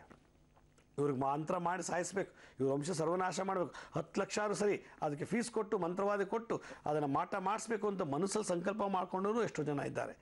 ಆದರೆ ಕೊನೆಗೂ ಅವರು ಮಾಟ ಮಾಡಿಸೋದು ಕೂಡ ಒಂದಲ್ಲ ಒಂದಿನ ಅವರು ಸಾಯಬೇಕು. ಅದೇ ನಾನು ಹೇಳ್ತಾ ಇದ್ದೀನಿ, ಖಂಡಿತವಾಗೂ ಜನಗಳನ್ನ ಕೇಳೋದಿಷ್ಟೇ, ನಮ್ಮ ಕೈಲಿ ಒಳ್ಳೇದು ಮಾಡೋಕ್ಕಾಗಲಿಲ್ಲ ಅಂದರೆ ಕೆಟ್ಟದ್ದು ಮಾಡಬಾರ್ದು. ಒಂದು ವಂಶನ ಹಾಳು ಮಾಡಿಬಿಟ್ಟು ನಮ್ಮ ವಂಶ ಏನು ಸೂರ್ಯಚಂದ್ರವರೆಗೂ ಇರುತ್ತಾ ಅಂತ ರಾಮನ ವಂಶವೇ ಹೊಟ್ಟೋಗಿದೆ, ಕೃಷ್ಣನ ವಂಶನೇ ಪ್ರಳಯ ಆಗಿ ಹೊಟ್ಟೋಗಿದೆ. ಎಂತೆಂಥ ದೊಡ್ಡ ಮಹಾರಾಜರ ವಂಶಗಳೇ ಇವತ್ತು ಜಗತ್ತಿನಲ್ಲಿಲ್ಲ. ಎಂಥ ದೇವಾನ ದೇವತೆಗಳು ಈ ಭೂಮಿಲಿ ಜನ್ಮ ತೊಗೊಂಡು ಅವ್ರ ವಂಶವೇ ಇವತ್ತಿಲ್ಲ. ಪ್ರಳಯ ಆಗಿಬಿಟ್ರೆ ಇಡೀ ಜಗತ್ತಲ್ಲಿ ಯಾವ ವಂಶನೂ ಉಳಿಯೋದಿಲ್ಲ. ಹೀಗಾಗಿ ನಾವು ಕೇವಲ ಒಂದು ಆಸ್ತಿಗೋಸ್ಕರ, ಒಂದು ಹೆಣ್ಣಿನ ಆಸೆಗೋಸ್ಕರ, ಒಂದು ಭೂಮಿಗೋಸ್ಕರ, ಒಂದು ವಸ್ತ್ರಕ್ಕೋಸ್ಕರ, ಒಂದು ಒಡವೆಗೋಸ್ಕರ, ಒಂದು ಆಸ್ತಿಗೋಸ್ಕರವಾಗಿ ನಾವು ಒಬ್ಬ ಮನುಷ್ಯನನ್ನು ಹಾಳು ಮಾಡೋದು ಇದು ಘೋರವಾದಂಥ ತಪ್ಪು. ಯಾವುದೇ ಜನ್ಮದಲ್ಲೂ ಕೂಡ ಭಗವಂತ ಇದನ್ನು ಕ್ಷಮಿಸೋದಿಲ್ಲ. ನಾವು ನಿಜವಾಗ್ಲೂ ಈ ಜನ್ಮ ಸಾರ್ಥಕ ಮಾಡ್ಕೋಬೇಕು ಅಂದರೆ ನಮಗಿಲ್ಲ ಅಂದರೂ ಕೂಡ ಇನ್ನೊಬ್ಬರು ಇದ್ದಾರಲ್ಲ ಅಂತ ನೋಡಿ ಸಂತೋಷ ಪಡಬೇಕೇ ವಿನಃ ಆಗ ಲಕ್ಷ್ಮಿ ನಮಗೆ ಆಹ್ವಾನ ಆಗ್ತಾಳೆ. ನನಗಿಲ್ಲ, ಇವ್ನು ನಾಶ ಮಾಡಬೇಕು, ಇವ್ನಿಗೇನೋ ತೊಂದರೆ ಮಾಡಿ ಇವ್ನು ಹಾಳು ಮಾಡಬೇಕು ಅಂತಿದ್ರೆ ಇರೋ ಲಕ್ಷ್ಮಿ ಕೂಡ ನಮ್ಮನ್ನು ಬಿಟ್ಟು ಹೊಟ್ಟೋಗ್ತಾಳೆ. ಆದ್ದರಿಂದ ನಮ್ಮ ಅದೃಷ್ಟಕ್ಕೆ ನಾವೇ ಬೆಂಕಿ ಹಾಕೊಳ್ತಾ ಇದ್ದೀವಿ ಅಂತ ನನಗನ್ಸುತ್ತೆ. ಈ ಥರ ಕೇಸ್ ನಾವತ್ತು ಸುಮಾರು ಬಂದಾಗ ನನಗನ್ಸುತ್ತೆ, ಇಷ್ಟೆಲ್ಲ ಮಾಡ್ತಾರಲ್ಲ ಕೊನೆಗೆ ಅವ್ರು ಸುಖವಾಗಿರ್ತಾರಾ? ಹೋಗ್ಲಿ, ಇಡೀ ಜಗತ್ತನ್ನೇ ಅವ್ರ ಹೆಸರಿಗೆ ಬರ್ಕೊಟ್ರಿ, ಇಡೀ ಆಸ್ತಿನೇ ಅವ್ರಿಗೆ ಕೊಟ್ಟರು ಕೂಡ ಸುಖವಾಗಿರ್ತಾರ ಮಾಟ ಮಾಡಿಸಿದವರು? ಖಂಡಿತ ಇಲ್ಲ. ಹಾಗಾದರೆ ಇದರಿಂದ ಮುಕ್ತನಾಗೋದು ಹೇಗೆ ಅನ್ನೋದನ್ನ ನಿಮಗೆ ಮುಂದೆ ಹೋಗ್ತಾ ಹೋಗ್ತಾ ತಿಳಿಸ್ಕೊಡ್ತೀನಿ. ವೀಕ್ಷಕರೇ, ಒಬ್ರು ಕಾಲರ್ ಇದ್ದಾರೆ ಲೈನ್ನಲ್ಲಿ, ಬನ್ನಿ ಮಾತಾಡ್ಸೋಣ. ಹಲೋ, ನಮಸ್ತೆ ಮೇಡಮ್. ನಮಸ್ತೆ, ಹೇಳಿ ನಿಮ್ಮ ಹೆಸರನ್ನ ತಿಳಿಸಿ. ಮೇಡಮ್, ನನ್ನ ಹೆಸರು ಶ್ರಾವಣಿ ಅಂತ. ಶ್ರಾವಣಿ ಅವರು ಎಲ್ಲಿಂದ ಕಾಲ್ ಮಾಡ್ತಿದ್ದೀರಾ? ಹೊಸಪೇಟೆಯಿಂದ ಮೇಡಮ್. ಸರಿ, ಯಾರ ಬಗ್ಗೆ ಕೇಳಬೇಕಿತ್ತು? ನಮ್ಮ ಬಗ್ಗೆನೇ ಮೇಡಮ್. ಗುರುಜಿ ಅವರಿದ್ದಾರೆ ಅಮ್ಮ, ಮಾತಾಡಿ ಸಂಕ್ಷಿಪ್ತವಾಗಿ ನಿಮ್ಮ ಪ್ರಶ್ನೆ ಕೇಳಿ. ನಮಸ್ತೆ ಅಮ್ಮ. ನಮಸ್ತೆ ಗುರುಜಿ. ಹೇಳಿ. ಗುರುಜಿ, ನಾವು ಯಾವ್ದನ್ನ ಕೆಲಸ ಮಾಡ್ಬೇಕು ಅಂತಂದ್ರೆ ಇವಾಗ ಒಂದು ನೀವು ಮುದ್ರೆ ಹೇಳ್ಕೊಟ್ಟಿದ್ದೀರಲ್ಲ, ಅದನ್ನಾದ್ರೂ ಅಟ್ಲೀಸ್ಟ್ ಮಾಡೋಣ, ಸ್ವಲ್ಪ ಪ್ರಾಬ್ಲಮ್ ನಿವಾರಣೆ ಮಾಡ್ಕೊಳ್ಳೋಣ ಅಂತಂದ್ರೆ ಅದಕ್ಕೂ ಏನೂ ಆಗೋದಿಲ್ಲ. ಅಥವಾ ನಮ್ಮದೇನನ್ನ ಆರ್ಥಿಕವಾಗಿ ಅಭಿವೃದ್ಧಿ ಮಾಡ್ಕೊಡೋ ಅಂದ್ರೂ ಅದಕ್ಕೂ ಆಗೋದಿಲ್ಲ. ಏನೋ ಒಂದು ಶಕ್ತಿ ಹಿಂದಕ್ಕೆ ತಡೀತಾ ಇರತ್ತೆ. ನಿಮಗೆ ಲೆಟ್ರ್ ಬರೆಯೋಣ ಅಂತ ಹೇಳ್ಬಿಟ್ಟು ಲೆಟ್ರ್ ಬರ್ದಿದ್ದೀನಿ, ಅದನ್ನ ಪೋಸ್ಟ್ ಮಾಡಕ್ ಆಗ್ತಾ ಇಲ್ಲ. ಯಾವ್ದಾದ್ರು ಒಂದು ಅಡ್ಡಿ ಆತಂಕ ಬಂದ್ಬಿಟ್ಟು ನನ್ನ ಹಿಂದೆ ಕೆಳೀತಾ ಇರತ್ತೆ. ಪ್ಲಸ್ ನಮ್ಮ ಮನೇಲಿ ನಂದು ನಮ್ಮ ಹಸ್ಬೆಂಡ್ ತುಂಬಾ ಒಳ್ಳೆಯವರು, ನಾನು ಇಬ್ರು ತುಂಬಾ ಸಮರಸವಾಗಿರ್ತೀವಿ. ಬಟ್ ಯಾವ್ದಾದ್ರು ಒಂದ್ ಸಮಸ್ಯೆ ಬಂದ್ಬಿಡ್ತು ಅಂದ್ರೆ ತುಂಬಾ ಜಗಳ ಆಡೋದು, ತುಂಬಾ ಮನಸ್ತಾಪ ಆಗೋದು. ಇತ್ತೀಚೆಗೆ ಮದ್ವೆ ಆಗಿ 2 ವರ್ಷ ಆಯ್ತು, ಅವಾಗಿಂದ ಹಂಗೆ ಆಗ್ತಾ ಇದೆ. ಪ್ಲಸ್ ಇದಕ್ಕಿಂತ ಮುಂಚೆ ನಮ್ಮ ತಮ್ಮ ನಾನು ತುಂಬಾ ಚೆನ್ನಾಗಿದ್ವಿ. ಆಮೇಲೆ ಅವ್ನು ನನ್ನ ತಾಯಿ ತರ ನೋಡ್ಕೊಂತಿರೋ ನಮ್ಮ ತಮ್ಮ ಈಗ ನನ್ನ ದ್ವೇಷಿಸ್ತಾ ಇದ್ದಾನೆ. ನಮ್ಮ ತಂದೆ ತಾಯಿನ ತುಂಬಾ ಹರಾಸ್ಮೆಂಟ್ ಕೊಡ್ತಾನೆ. ಯಾತಕ್ಕೆ ಈ ತರ ಆಗ್ತಿದೆ ನಮಗೆ ಗೊತ್ತಾಗ್ತಿಲ್ಲ ಸ್ವಾಮೀಜಿ. ಓಕೆ, ಇದು ಶಾಂತಿ ಸ್ತಂಭನ ಪ್ರಯೋಗ ಅಂತ ಹೇಳ್ತಾರೆ. ಈ ಥರ ಎಷ್ಟೋ ಫ್ಯಾಮಿಲಿ ಮಾಡ್ತಾರೆ. ಇದು ಶಾಂತಿ ಸ್ತಂಭನ ಪ್ರಯೋಗ ಅಂತೇಳಿ ಕಾಗೆ ಪುಕ್ಕ, ಪಾರಿವಾಳದ ಪುಕ್ಕ, ಮತ್ತು ಈ ಕೂಳಿ ಅಥವಾ ಕೋಳಿ, ಕುರಿ ಅಥವಾ ಕೋಳಿದ ಪುಕ್ಕಗಳನ್ನು ತೊಗೊಂಡು ಏನು ಮಾಡ್ತಾರೆ, ಈ ಶಾಂತಿ ಸ್ತಂಭನ ಪ್ರಯೋಗಗಳಂತೇಳಿ ಈ ಚೋಟ ಮೋಟ ಮಂತ್ರವಾದಿಗಳಿರ್ತಾರೆ ಅಲ್ಲಿ ಅಂಥವ್ರು ಹೋಗ್ಬಿಟ್ಟು ಕೂರಿಸ್ಬಿಟ್ಟು ಇದನ್ನು ಮಂತ್ರಗಳು ಮಾಡಿ ನಿಮ್ಮ ಮನೆ ವಾಸ್ತು ಮೇಲೆ ತಾರಿಸಿ, ಇಲ್ಲ ಸಜ್ಜೆಗಳ ಮೇಲೆ, ಇಲ್ಲಾಂದರೆ ಬಾತ್ರೂಮ್ ಹತ್ರ ಇಂಥ ಜಾಗದಲ್ಲಿ ಹಾಕ್ಬಿಡ್ತಾರೆ. ಹಾಕ್ದಾಗ ಏನಾಗುತ್ತೆ, ನೀವು ಮನೆ ಬಿಟ್ಟು ಹೊರಗೆ ಬಂದಾಗ ಗಂಡ ಹೆಂಡತಿ ತುಂಬ ಚೆನ್ನಾಗಿರ್ತಾರೆ, ಮನೆ ಒಳಗಿದ್ದಾಗಲೇ ಗಲಾಟೆ ಶುರು ಮಾಡ್ತೀರಿ. ಹಾಗೆ ಮತ್ತು ಯಾವುದೋ ಶುಭ ಸಮಾರಂಭಗಳಲ್ಲಿ ಮದುವೆ, ನಾಮಕರಣ ಇಂಥ ಸ್ಥಳಕ್ಕೆ ಹೋದಾಗ ತುಂಬ ಚೆನ್ನಾಗಿರ್ತೀರ. ಭಾಳ ಏನಪ್ಪ ಇವ್ರ ರೀತಿ ಇರಬೇಕು, ಇಷ್ಟು ಚೆನ್ನಾಗಿದಾರಲ್ಲ ಅಂತ ಜನ ಅನ್ಬೇಕು, ಆ ಲೆವೆಲ್ ಇರ್ತೀರ. ಮನೆಗೆ ಬಂದ ತಕ್ಷಣ ನಿಮ್ಮದೊಂದು ದಿಕ್ಕು ಅವ್ರದ್ದೊಂದು ದಿಕ್ಕು, ಈ ರೀತಿ ಆ ಮನೆ ಒಳಗೆ ಬಂದಾಗಲೇ ಈ ರೀತಿ ಆಗುತ್ತೆ. ಎರಡನೇದು, ನೀವು ಏನೇ ಕಾರ್ಯ ಮಾಡೋಕ್ಕೂ ಮನಸ್ಸು ಬರ್ತಿಲ್ಲ. ಒಂದು ದೇವಸ್ಥಾನಕ್ಕೆ ಹೋಗಬೇಕು ಅಂದರೆ ಏನೋ ಒಂದು ತೊಂದರೆ, ಹೋಗ್ಬೇಕು ಅಂತಾರೆ ಬಿದ್ದೋಗೋದು, ಇಲ್ಲ ಹೋಗ್ಬೇಕು ಅಂದರೆ ಏನೋ ಅಪಶಕನ ಬರೋದು, ಇಲ್ಲ ದೇವಸ್ಥಾನಕ್ಕೆ ಹೋಗಬೇಕು ಅಂತ ಏನೋ ಒಂದು ತೊಂದರೆ ಆಗೋದು, ಇಲ್ಲ ದೇವಸ್ಥಾನಕ್ಕೆ ಹೋಗ್ಬೇಕು ಅಂದರೆ ಆಗಲೇ ಮುಟ್ಟಾಗ್ಬಿಡೋದು, ಇಲ್ಲ ಏನೋ ಒಂದು ಒಳ್ಳೆ ಯಾತ್ರೆಗೆ ಹೋಗಬೇಕು ಅಂದಾಗ ಕಾರ್ ಪಂಚರ್ ಆಗೋದು, ಇಲ್ಲ ಬಸ್ಸೇ ಬರೋದಿಲ್ಲ, ಇಲ್ಲ ಟ್ರೈನ್ಗೆ ಲೇಟ್ ಆಗೋದು. ಹೀಗೆ ಯಾವುದೇ ಒಂದು ಶುಭ ಕಾರ್ಯಕ್ಕೆ ಹೋದಾಗ ಅದಾಗಬಾರ್ದು ಅಂತೇಳಿ ಶಾಂತಿ ಸ್ತಂಭನ ಅಂತ ಕ್ರಿಯೆ ಮಾಡ್ತಾರೆ. ಈ ಶಾಂತಿ ಸ್ತಂಭನ ಕ್ರಿಯೆ ಮಾಡಿದಾಗ ನಿಮ್ಮ ಜಾತಕದಲ್ಲಿ ಈ ಥರ ಆಗೋದಿಲ್ಲ ಅಂತ ಒಂದು ಎಷ್ಟೇ ಕುಂಡಲಿ ನೋಡಲಿ, ನವಾಂಶನೇ ನೋಡಲಿ, ಈ ದೋಷ ಕಾಣೋದೇ ಇಲ್ಲ ಜಾತಕದಲ್ಲಿ, ಆದರೆ ನೀವು ಅನುಭವಿಸ್ತಾ ಇರ್ತೀರ. ಇದಕ್ಕೆ ಶಾಂತಿ ಸ್ತಂಭನ ಪ್ರಯೋಗ ಅಂತ ಮಾಡಿದಾಗ ಈ ರೀತಿ ಆಗುತ್ತೆ. ವಿದ್ವೇಷಣ ಪ್ರಯೋಗ, ನಿಮ್ಮ ಹತ್ರ ಯಾರು ತುಂಬ ಕ್ಲೋಸ್ ಆಗಿದ್ದಾರೋ ಅವ್ರನ್ನ ಬೇರ್ಪಡಿಸೋದು ವಿದ್ವೇಷಣ ಅಂತೇಳಿ. ಈ ರೀತಿ ಅಕ್ಕ ತಮ್ಮ, ಅಣ್ಣ ತಂಗಿ, ಅಣ್ಣ ತಮ್ಮಂದಿರನ್ನ ವಿದ್ವೇಷಣೆ ಮಾಡಿ ನಿಮ್ಮಲ್ಲೇ ಕಲಹ ಸೃಷ್ಟಿ ಮಾಡಿ ನೀವು ಬಡ್ದಾಕೊಂಡು ಸಾಯಬೇಕು, ನೀವು ಹೊಡೆದಾಕೊಂಡು ಪೊಲೀಸ್ ಸ್ಟೇಷನ್ಗೆ ಹೋಗಬೇಕು, ಬಡ್ದು ಮಾಡಿ ಕೋರ್ಟು ಕಚೇರಿ ಎತ್ತಿ ನೀವೆಲ್ಲ ಸರ್ವನಾಶ ಆಗಬೇಕು ಅಂತ ಕೆಲವು ಇದಕ್ಕಾಗೇ ಇರ್ತಾರೆ. ನಾವು ಸುಖವಾಗಿಲ್ವಲ್ಲ ಅಂತೇಳಿ ಕೆಲವು ಈ ಥರ ಎಲ್ಲ ಮಾಡ್ತಾರೆ. ಇಂಥ ಸಂದರ್ಭದಲ್ಲಿ ನೀವು ನಾನಿವತ್ತು ತೋರಿಸೋವಂಥ ಮುದ್ರೆ ಮತ್ತು ಮಂತ್ರಗಳನ್ನು ನೀವು ಮಾಡಿ ಖಂಡಿತ ಒಳ್ಳೆಯದಾಗುತ್ತೆ. ನಿಮ್ಗೆ ಈ ಥರ ನೇಚರ್ ಇದೆ, ಇದೇನು ಶುರು ಮಾಡಬೇಕು, ಲೆಟ್ರ್ ಹಾಕಬೇಕು ಅಂತ ಅದನ್ನು ಹಾಕೋಕ್ಕಾಗ್ತಿಲ್ಲ, ಮುದ್ರೆಗಳು ನೋಡ್ತಾ ಇದ್ದೀನಿ ಅದರ ಮುದ್ರೆಗಳು ಮಾಡೋಕ್ಕಾಗ್ತಿಲ್ಲ ಅಂದಾಗ ನೀವೇನು ಮಾಡಿ, ದಕ್ಷಿಣಕ್ಕೆ ಮುಖ ಮಾಡಿ ಒಂದು ಸಲ ಕೂತ್ಕೊಂಡು ಗಣಪತಿ ಪೂಜೆ ಮಾಡಿಬಿಡಿ.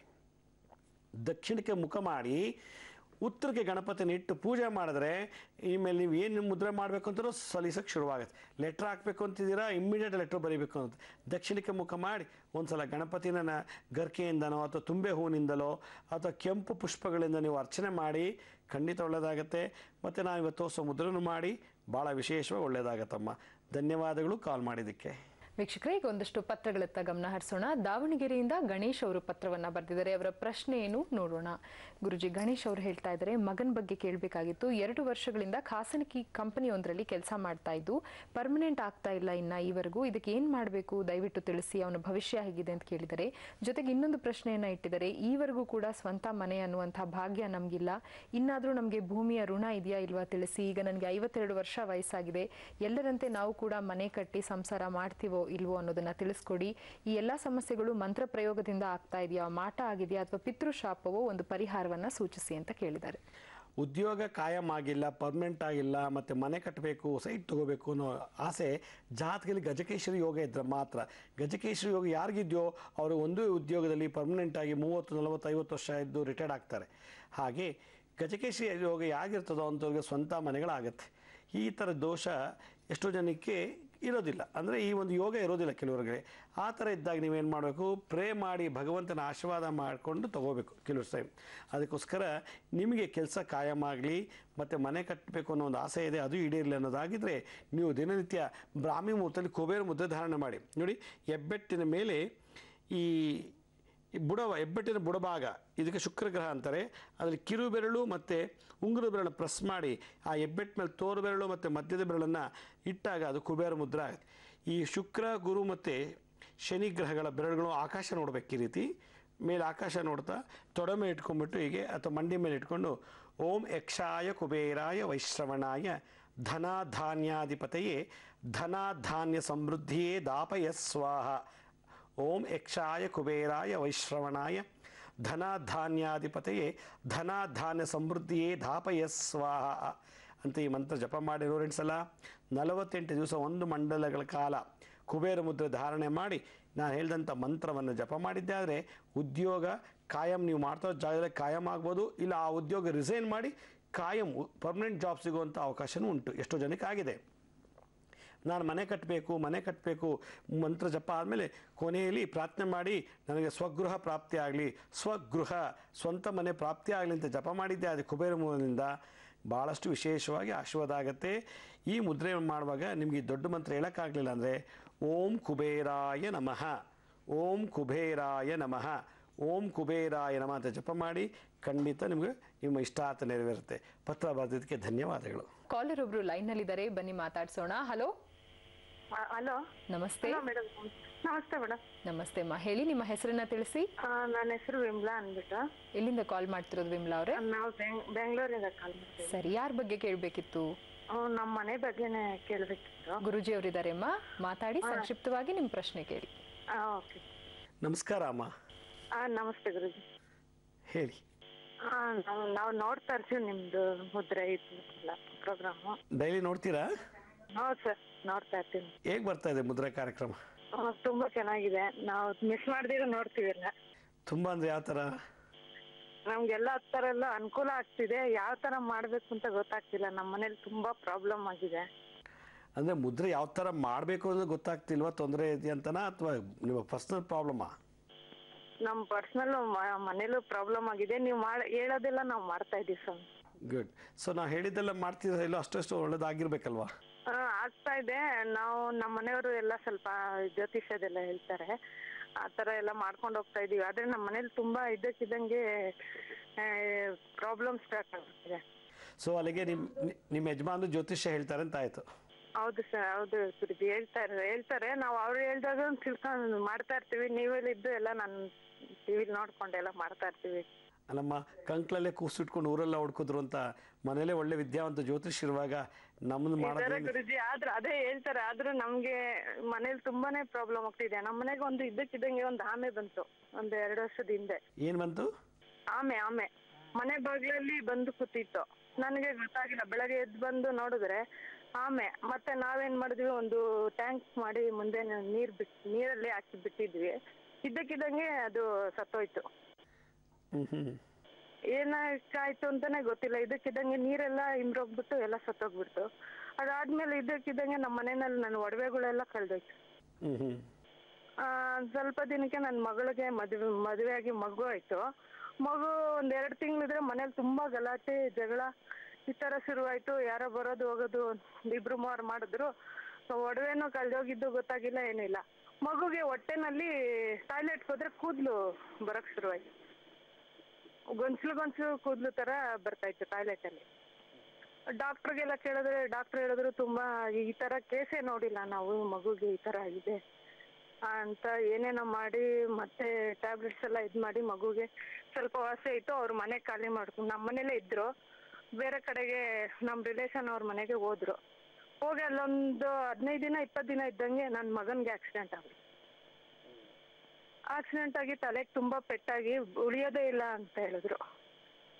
ಅಷ್ಟು ಪ್ರಾಬ್ಲಮ್ ಆಯ್ತು. ಕೊನೆಗೆ ನಮ್ಮ ಮನೆಯವ್ರು ಹೇಳಿದ್ರು, ಅವತ್ತಲ್ಲೇ BGS ಅಲ್ಲೇ ಕುತ್ಕೊಂಡು ಏನೂ ಆಗಲ್ಲ ನನ್ನ ಮಗನ್ಗೆ, ನೀನು ಮೃತ್ಯುಂಜಯ ಮಂತ್ರ ಮಾಡು ಅಂತ ಹೇಳಿದ್ರು.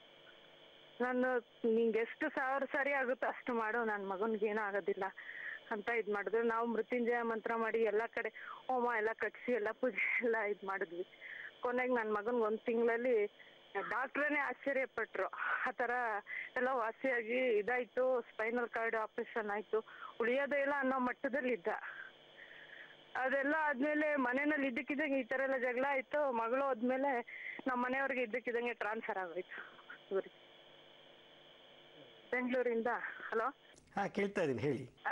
ಬೆಂಗಳೂರಿಂದ ಮತ್ತೆ ಬೇರೆ ಕಡೆಗೆ ಟ್ರಾನ್ಸ್ಫರ್ ಆಗೋಯ್ತು. ನಾನು ಕೆಲ್ಸಕ್ಕೆ ಹೋಗ್ತಿದ್ದೆ, ಕೆಲ್ಸನೂ ಬಿಟ್ಬಿಟ್ಟೆ. ಇವಾಗ ಮನೆಯಲ್ಲಿ ತುಂಬಾನೇ ದುಡ್ಡು ಕಾಸು ತುಂಬಾ ಪ್ರಾಬ್ಲಮ್ ಆಗಿದೆ. ಮತ್ತೆ ನಾನು ಮಗುನ ತಗೊಂಬಂದು ಇಲ್ಲೇ ಇಟ್ಕೊಂಡಿದ್ದೀನಿ. ಅಲ್ಲೋದ್ರೆ ಬೇರೆ ಮನೆಗೆ ಹೋದ್ರು ಅಲ್ಲೂ ಅವ್ರಿಗೆ ನೆಮ್ಮದಿಯಾಗಿರಕ್ಕಾಗ್ಲಿಲ್ಲ. ಅಲ್ಲೂ 2-3 ತಿಂಗಳು ಇದ್ರು ಅನ್ಸುತ್ತೆ. ಮತ್ತೆ ನಾನು ಕರ್ಕೊಂಬಂದು ಮಗುನ ಇಲ್ಲೇ ಇಟ್ಕೊಂಡಿದ್ದೀನಿ. ಮಗುಗ್ ಸ್ವಲ್ಪ ಪರವಾಗಿಲ್ಲ. ನನ್ನ ಮಗನ್ಗೆ ಆಕ್ಸಿಡೆಂಟ್ ಆಗಿ ಎಲ್ಲ ಇದಾಯ್ತು. ದೇವ್ರ ದಯೆಯಿಂದ ಎಲ್ಲ ವಾಸಿಯಾಗಿದೆ. ಕಾಲೇಜ್ಗೆ ಹೋಗ್ತಾ ಇದ್ದಾನೆ, BCom ಫಸ್ಟ್ ಇಯರ್ ಮಾಡ್ತಿದ್ದಾನೆ. ಈಗ ಇದ್ದಕ್ಕಿದ್ದಂಗೆ ನಾನು ಇರಲ್ಲ ಮನೆಯಲ್ಲಿ, ನಾನು ಮನೆ ಬಿಟ್ಟು ಹೋಗ್ಬಿಡ್ತೀನಿ. ನನಗೆ ಅಪ್ಪ ಅಮ್ಮ ಸರಿಗಿಲ್ಲ, ನಾನು ಕೆಲ್ಸಕ್ಕೆ ಹೋಗ್ತೀನಿ ಅಂತಾನೆ. ಹೇಳಿದ ಮಾತು ಕೇಳಲ್ಲ. ತುಂಬಾ ಪೂಜೆ ಎಲ್ಲ ತುಂಬಾ ಚೆನ್ನಾಗಿ ಮಾಡ್ತಾ ಇದ್ದ.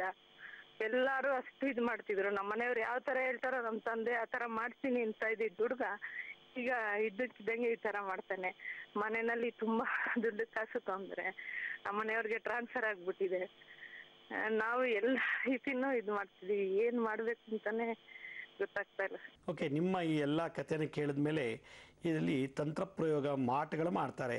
ಮತ್ಸ್ಯ, ಕೂರ್ಮ, ವರಾಹ ಹಂದಿ ಪ್ರಯೋಗ, ವಾರಾಹಿ ಪ್ರಯೋಗ, ಮತ್ಸ್ಯ ಪ್ರಯೋಗ ಅಂದರೆ ಮೀನುಗಳನ್ನ ತೊಗೊಂಬಂದ್ಬಿಟ್ಟು ಮನೆ ಮುಂದೆ ಹಾಕೋದು. ಕೂರ್ಮ ಆಮೆಗಳೆಲ್ಲ ಮನೆ ಒಳಗೆ ಪ್ರವೇಶ ಮಾಡೋದು.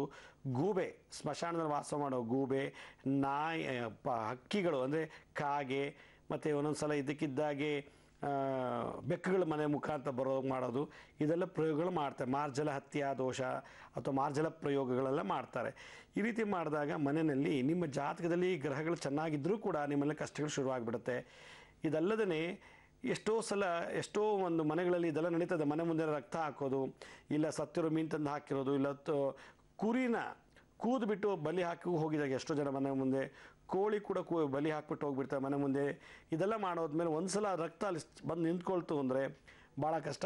ಆದರೆ ಆಮೆ ಮನೆ ಒಳಗೆ ಬರೋದು ಒಂದು ವಿಶೇಷ, ಲಕ್ಷ್ಮಿ, ಅದು ಒಂದು ಒಳ್ಳೆ ಸೈನ್. ಅದು ಆ ಆಮೆ ನೀರಲ್ಲೇ ಸತ್ತಿದ್ದು ಅಂತಂದರೆ ಅದು ಕೂರ್ಮ ಪ್ರಯೋಗ ಮಾಡಿರ್ತಾರೆ ಅಂತ. ಆಮೆ ಬದುಕಬೇಕು ಆ್ಯಕ್ಚುಲಿ. ಅದು ಸತ್ತೋಗಿದೆ ಅಂದರೆ ಅದು ಟೈಮ್ ಎಲ್ಲಿವರೆಗೂ ಮಂತ್ರವಿದ್ಯೆ ಇತ್ತು ಅದ್ರ ಮೇಲೆ ಅಲ್ಲಿವರೆಗಿದೆ. ನೀವು ನೀರಿಗೆ ಬಿಟ್ಟಿದ ತಕ್ಷಣ ಅದು ಒಳ್ಳೆಯದೇ ಆಯಿತು. ನೀರಿಗೆ ಬಿಡಲಿಲ್ಲ ಅಂದರೆ ನೀವು ಇನ್ನೂ ತುಂಬ ಕಷ್ಟಪಡಬೇಕಾಗಿತ್ತು. ನೀರು ಬಿಟ್ಟಿದ್ದೀರಾ, ನೀರು ಬಿಟ್ಟಿದ ತಕ್ಷಣ ಆ ಶಕ್ತಿ ವಿಸರ್ಜನೆ ಆಗೋಗಿದೆ, ಅದು ಸತ್ತೋಗಿದೆ. ಭಾಳ ಒಳ್ಳೆ ಕೆಲಸ ಮಾಡಿದ್ದೀರಾ. ನೀವು ಒಮ್ಮೆ ಒಂದು ಸಲ ಮೀಟ್ ಮಾಡಿ, ನಾವು ಪರಕಾಯ ಪ್ರವೇಶ ಮಾಡಿ ಯಾರು ಮಾಡ್ತಿದ್ದಾರೆ, ಏನಕ್ಕೋಸ್ಕರ ಮಾಡ್ತಿದ್ದ ಗೊತ್ತಾಗುತ್ತೆ ಈ ಸೂಚನೆಯಲ್ಲಿ. ಎರಡನೇದು, ಅಲ್ಲಿವರೆಗೂ ನೀವೇನು ಮಾಡಬೇಕು ಅಂದರೆ ಮನೆಯಲ್ಲಿ ನಾನಿವತ್ತು ತೋರಿಸುವಂಥ ಭದ್ರಕಾಳಿ ಪ್ರತ್ಯಂಗಿರ ಅಥವಾ ಮಹಾಪ್ರತ್ಯಂಗಿರವನ್ನು ಮುದ್ರೆ ಮತ್ತು ಮಂತ್ರವನ್ನು ಜಪ ಮಾಡಿ ಖಂಡಿತ ನಿಮಗೆ ನಿವಾರಣೆ ಆಗುತ್ತೆ. ನಿಮಗೆ ಬೆಳಗಿನ ಜಾವ ಕನಸಲ್ಲಿ ಇದನ್ನು ಯಾರು ಮಾಡ್ತಿದ್ದಾರೆ, ಏನಕ್ಕೋಸ್ಕರ ಮಾಡ್ತಿದ್ದಾರೆ ಅಂತ ಭದ್ರಕಾಳಿ ಇಲ್ಲ ಮಹಾಪ್ರತ್ಯಂಗಿರು ನಿಮಗೆ ದರ್ಶನ ಮಾಡಿಸ್ತಾರೆ. ಅದು ನಿಮ್ಮ ತಮ್ಮನೇ ಆಗಿರ್ಬೋದು, ನಿಮ್ಮ ಒಡಹುಟ್ಟವರೇ ಆಗಿರ್ಬೋದು, ಅಥವಾ ನಿಮ್ಮ ಗಂಡನ ಒಡಹುಟ್ಟವರೇ ಆಗಿರ್ಬೋದು, ನಿಮ್ಮ ಬಂಧು ಬಳಗದವರೇ ಆಗಿರ್ಬೋದು, ಅಥವಾ ನಿಮ್ಮ ಹಿತೈಷಿಗಳೇ ಆಗಿದ್ದರೆ ಅಂಥವ್ರ ಮುಖ ದರ್ಶನ ಆಗುತ್ತೆ. ಅವ್ರ ಕೈಯಲ್ಲಿ ಏನೇನು ಆಯುಧಗಳು ಇರ್ತಿದ್ರೆ, ನಿಂಬೆಹಣ್ಣು, ಸೌತೆಕಾಯಿ, ಕುಂಬಳಕಾಯಿ, ಮೆಣಸಿನ್ಕಾಯಿ, ಉಪ್ಪು ಈ ಥರ ಇಟ್ಕೊಂಡಿರುವಂಥದ್ದು ಯಾವುದೋ ರೂಪದಲ್ಲಿ ನಿಮಗೆ ಕನಸಲ್ಲಿ ದರ್ಶನ ಆಗುತ್ತೆ ಈ ಮಂತ್ರ ಜಪ ಮಾಡೋದ್ರಿಂದ. ಹಾಗೆ ನಿಮಗೆ ಗೊತ್ತಾಗುತ್ತೆ ನಮಗೆ ಅದೆಲ್ಲ ಯಾರು ತೊಂದರೆ ಕೊಡ್ತಾ ಇದ್ದಾರೆ ಅಂತ. ನಾನು ಇವತ್ತಿನ ದಿವಸ ತೋರಿಸೋ ಈ ಭದ್ರಕಾಳಿ ಪ್ರತ್ಯಂಗಿರ ಮಹಾಪ್ರತ್ಯಂಗಿರ ಮುದ್ರೆ ಮಂತ್ರವನ್ನು ಮಾಡಿ ನೋಡಿ ಒಂದು ವಾರ, ನಿಮಗೆಲ್ಲ ಒಳ್ಳೆಯದಾಗತ್ತೆ. ಭಾಳ ಧನ್ಯವಾದಗಳು ಕಾಲ್ ಮಾಡಿದ್ದಕ್ಕೆ. ಗುರುಜಿನ ಭದ್ರಕಾಳಿ ಪ್ರತ್ಯಂಗಿರ ಮಂತ್ರ ಹಾಗೂ ಮುದ್ರೆ ಬಗ್ಗೆ ತಿಳಿಸ್ಕೊಡ್ತೀನಿ ಅಂತ ಹೇಳಿದ್ರಿ, ಅದಕ್ಕೋಸ್ಕರ ನಾವು ಕಾಯ್ತಾ ಇದ್ದೀವಿ ಗುರುಜಿ.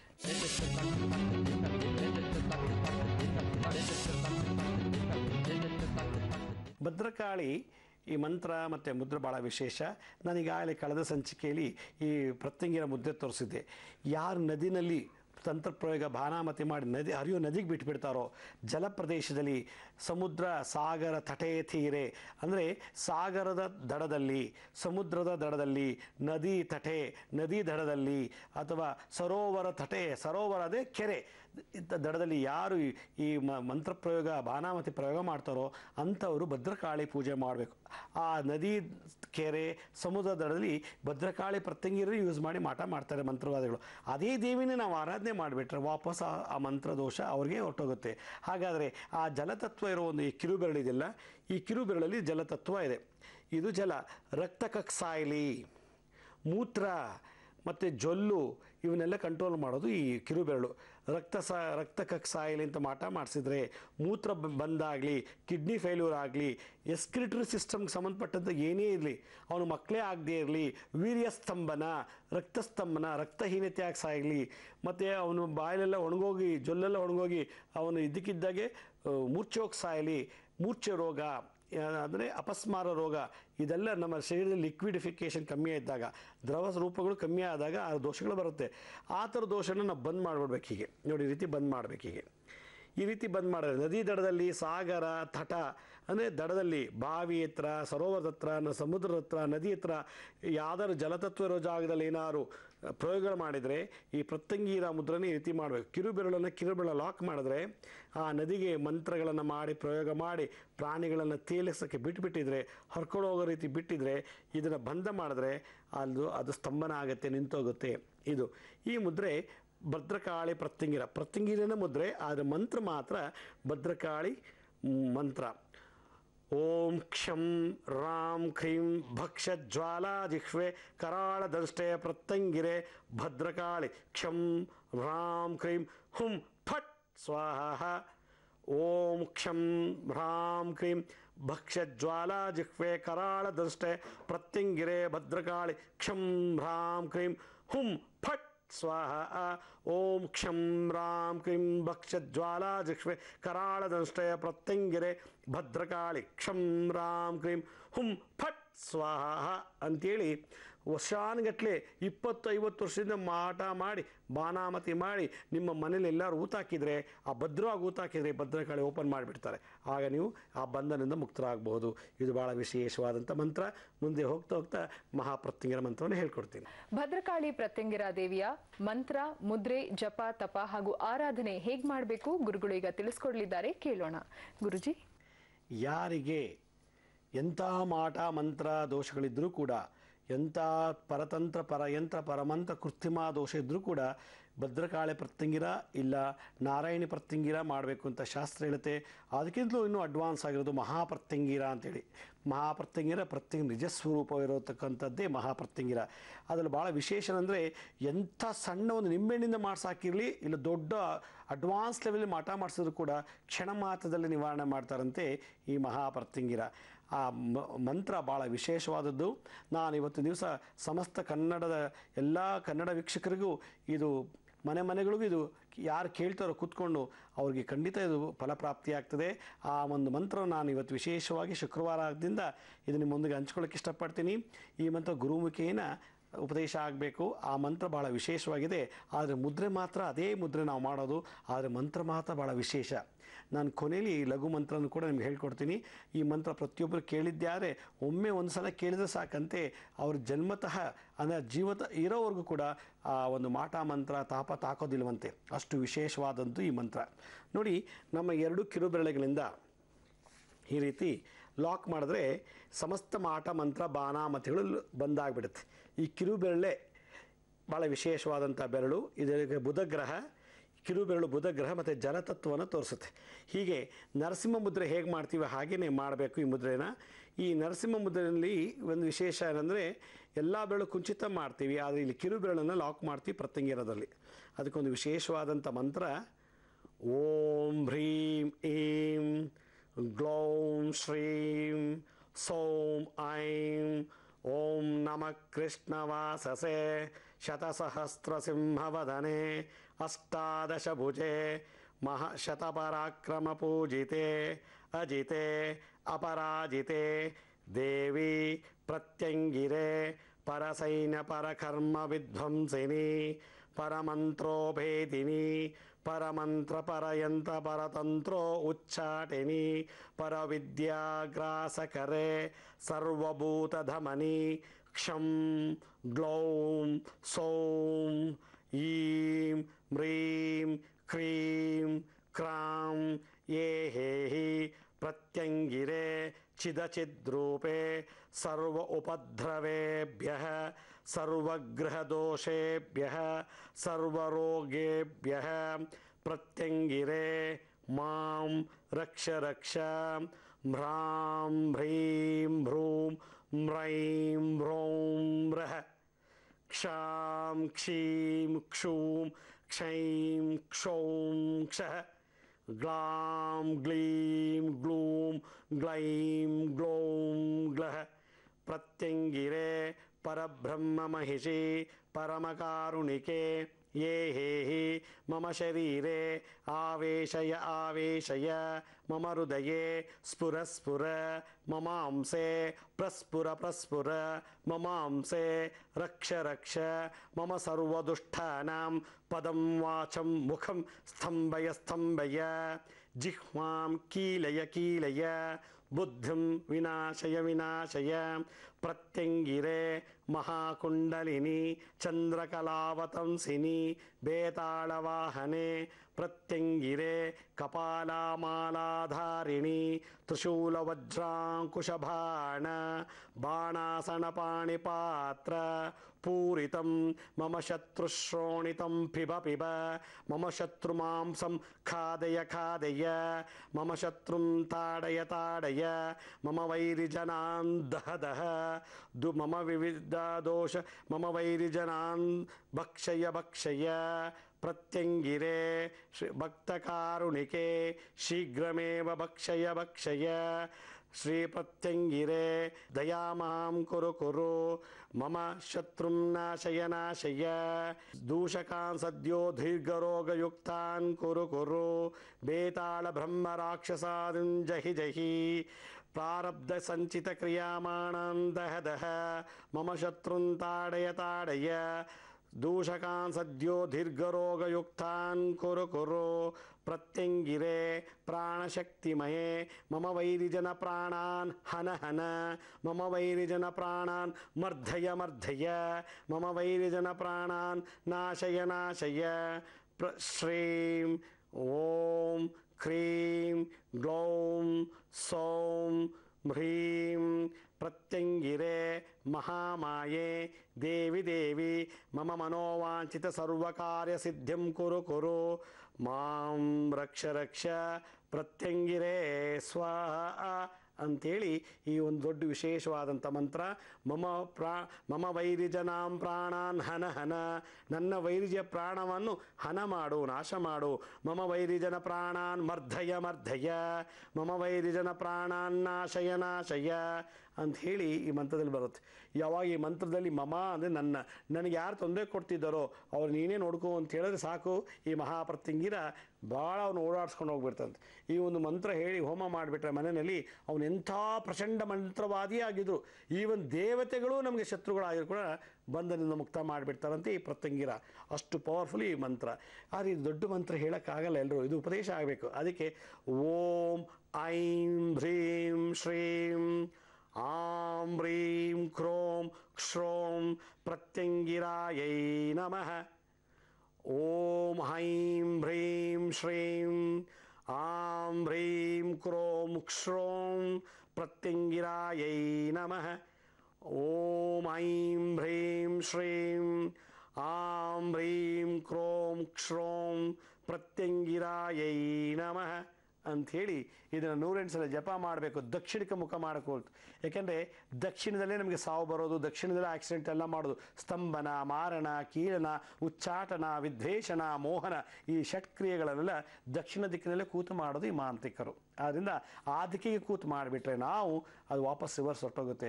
ಅದರಿಂದ ಪರಮಂತ್ರ ಪರಯಂತ ಪರತಂತೋ ಉಚ್ಚಾಟನಿ ಪರವಿದ್ಯಾಗ್ರಾಸಕರೆ ಸರ್ವಭೂತ ಧಮನಿ ಪ್ರತ್ಯಂಗಿರೆ ಕ್ಷಂ ಭ್ರಾಂ ಕ್ರೀಂ ಅಂಥೇಳಿ ಈ ಮಂತ್ರ ಯೂಸ್ ಮಾಡೋದ್ರಿಂದ ಅದು ಎಷ್ಟೇ ಆಳದಲ್ಲಿ, ಎಷ್ಟೇ ಪಾತಾಳ, ಎಂಥ ಪ್ರಾಣಿ ಬಲಿ ಕೊಟ್ಟು ಅಥವಾ ಎಂಥ ವಸ್ತುಗಳು, ಉಗ್ರ ಆಗಿರ್ಬೋದು, ನಾವು ತಿಂದ ಎಂಜಿಲ್ ಆಗಿರ್ಬೋದು, ನಮ್ಮ ವಸ್ತ್ರ ಆಗಿರ್ಬೋದು, ನಮ್ಮ ಪಾದರಕ್ಷಣೆ ಆಗಿರ್ಬೋದು, ಎಂಥ ವಸ್ತುಗಳನ್ನು ಹಾಕಿದರೂ ಕೂಡ ಕ್ಷಂ ಗ್ಲೌಂ ಸೌಂ ಈಂ ಹ್ರೀಂ ಕ್ರೀಂ ಕ್ರಾಂ ಏಹಿ ಪ್ರತ್ಯಂಗಿರೆ ಪರಬ್ರಹ್ಮ ಮಹಿಷಿ ಪರಮಕಾರುಣಿಕೆ ಏಹೇಹಿ ಆವೇಶಯ ಆವೇಶಯ ಮಮ ಹೃದಯೇ ಸ್ಫುರ ಸ್ಫುರ ಮಮ ಅಂಸೆ ಪ್ರಸ್ಫುರ ಪ್ರಸ್ಫುರ ಅಂತ ಹೇಳಿ ಹೇಳ್ತೀವಿ. ನನ್ನ ಶರೀರದಲ್ಲಿ, ನನ್ನ ಹೃದಯದಲ್ಲಿ, ನನ್ನ ನರನಾಡಿಗಳಲ್ಲಿ, ನನ್ನ ಅಂಗಾಂಗಗಳಲ್ಲಿ ಏನೇ ಇದ್ರು ಅದನ್ನು ನಾಶ ಮಾಡು. ಮಮ ಸರ್ವದುಷ್ಟಾನಾಂ, ನನ್ನಲ್ಲಿ ಯಾರು ದುಷ್ಟ ಶಕ್ತಿಗಳಿದೆಯೋ, ನನ್ನ ಶತ್ರುಗಳಾಗಿರ್ಬೋದು, ನನ್ನ ಬಂಧುಗಳಾಗಿರ್ಬೋದು, ಮಿತ್ರರಾಗಿರ್ಬೋದು, ನನಗೆ ತೊಂದರೆ ಕೊಡೋರು ನನ್ನ ಶತ್ರುಗಳು ಅಷ್ಟೇ. ಸರ್ವದುಷ್ಟಾನಾಂ ಪದಂ ವಾಚಂ ಮುಖಂ ಸ್ತಂಭಯ ಸ್ತಂಭಯ, ಬಾತೆ ನಿಂತೋಗ್ಲಿ. ಜಿಹ್ವಾಂ ಕೀಲಯ ಕೀಲಯ, ಅಂದರೆ ನಾಲ್ಗೆ ಕಿತ್ತೋಗ್ಲಿ, ಸೇದೋಗ್ಲಿ. ಬುದ್ಧಿಂ ವಿನಾಶಯ ವಿನಾಶಯ, ಬುದ್ಧಿನಾಶ ಆಗಲಿ ಅಂಥೇಳಿ ಈ ಮಂತ್ರದಲ್ಲಿ. ಇದು ಬಗಳಾಮುಖಿ ಮಂತ್ರ. ಈ ಪ್ರತ್ಯಂಗಿರದಲ್ಲಿ ಬಗಳಾಮುಖಿನೂ ಸೇರಿಕೊಂಡಿದ್ದಾರೆ. ಆದ್ದರಿಂದ ಭದ್ರಕಾಳಿ, ಬಗಳಾಮುಖಿ, ಉಚ್ಚಿಷ್ಟ ಚಾಂಡಾಳೆ ಪ್ರತ್ಯಂಗಿರ, ನಾರಾಯಣಿ ಪ್ರತ್ಯಂಗಿರ ಮತ್ತು ಶಿವಕೃತ ಪ್ರತ್ಯಂಗಿರ ಎಲ್ಲ ಸೇರಿ ದೊಡ್ಡ ಮಂತ್ರದಲ್ಲಿದೆ. ಇದನ್ನು ಯಾರು ಜಪ ಮಾಡ್ತಾರೋ, ಯಾರು ಮುದ್ದೆ ದಾನ ಮಾಡಿ ಈ ಒಂದು ಮಂತ್ರ ಹೇಳ್ತಾರೋ, ಜೀವಿತ ಕಾಲದಲ್ಲಿ ಅವನು ಎಂಥ ಸ್ಟ್ರಾಂಗ್, ಯಾವ ದೇವತೆ ಶಾಪ ಆಗಲಿ, ಯಾವ ಗ್ರಹ ಶಾಪನೇ ಆಗಲಿ ಈ ನಿವಾರಣೆ ಆಗುತ್ತೆ. ಯಾಕೆಂದರೆ ಪ್ರತ್ಯಂಗಿರ ಸರ್ವದೇವಾನ್ ಬಂಧ ಬಂಧ, ಸರ್ವಗ್ರಹಾನ್ ಬಂಧ ಬಂಧ, ಎಲ್ಲ ದೇವತೆಗಳು ಕೈಕಾಲು ಕಟ್ಟಾಗಿ ಕೂರಿಸೋ ದೇವತೆ ಪ್ರತ್ಯಂಗಿರ ಒಬ್ಬರೇ. ಸರ್ವಗ್ರಹಾನ್ ಬಂಧ ಬಂಧ, ಎಲ್ಲ 9ಗಳು ಸೂರ್ಯ ಚಂದ್ರ ಮಂಗಳ ಬುಧ ಗುರು ಶುಕ್ರ ಶನಿ ರಾಹು ಕೇತು ಅವನ್ನೂ ಕೈಕಾಲು ಕಟ್ಟಾಗಿ ಕೂರಿಸೋ ದೇವತೆ ಪ್ರತ್ಯಂಗಿರಿಗೊಬ್ಬರಿಗೆ ಇರೋದು ಅಧಿಕಾರ. ಸರ್ವಗ್ರಹಾನ್ ಬಂಧ ಬಂಧ, ಸರ್ವದೇವಾನ್ ಬಂಧ ಬಂಧ ಅಂಥೇಳಿ ಈ ಮಂತ್ರದಲ್ಲಿ ಬರುತ್ತೆ. ಆದ್ದರಿಂದ ಆ ದೇವಿ ಪ್ರತ್ಯಕ್ಷವಾಗಿ ನಮ್ಮ ಕಣ್ಣಿಗೆ ಕಾಣಲಿಲ್ಲ ಅಂದ್ರೂ ಪರೋಕ್ಷವಾಗಿ ದೇವಿ ಮಂತ್ರ ಜಪದಿಂದ ನಮಗೆ ಆಶೀರ್ವಾದ ಮಾಡ್ತಾರಂತೆ.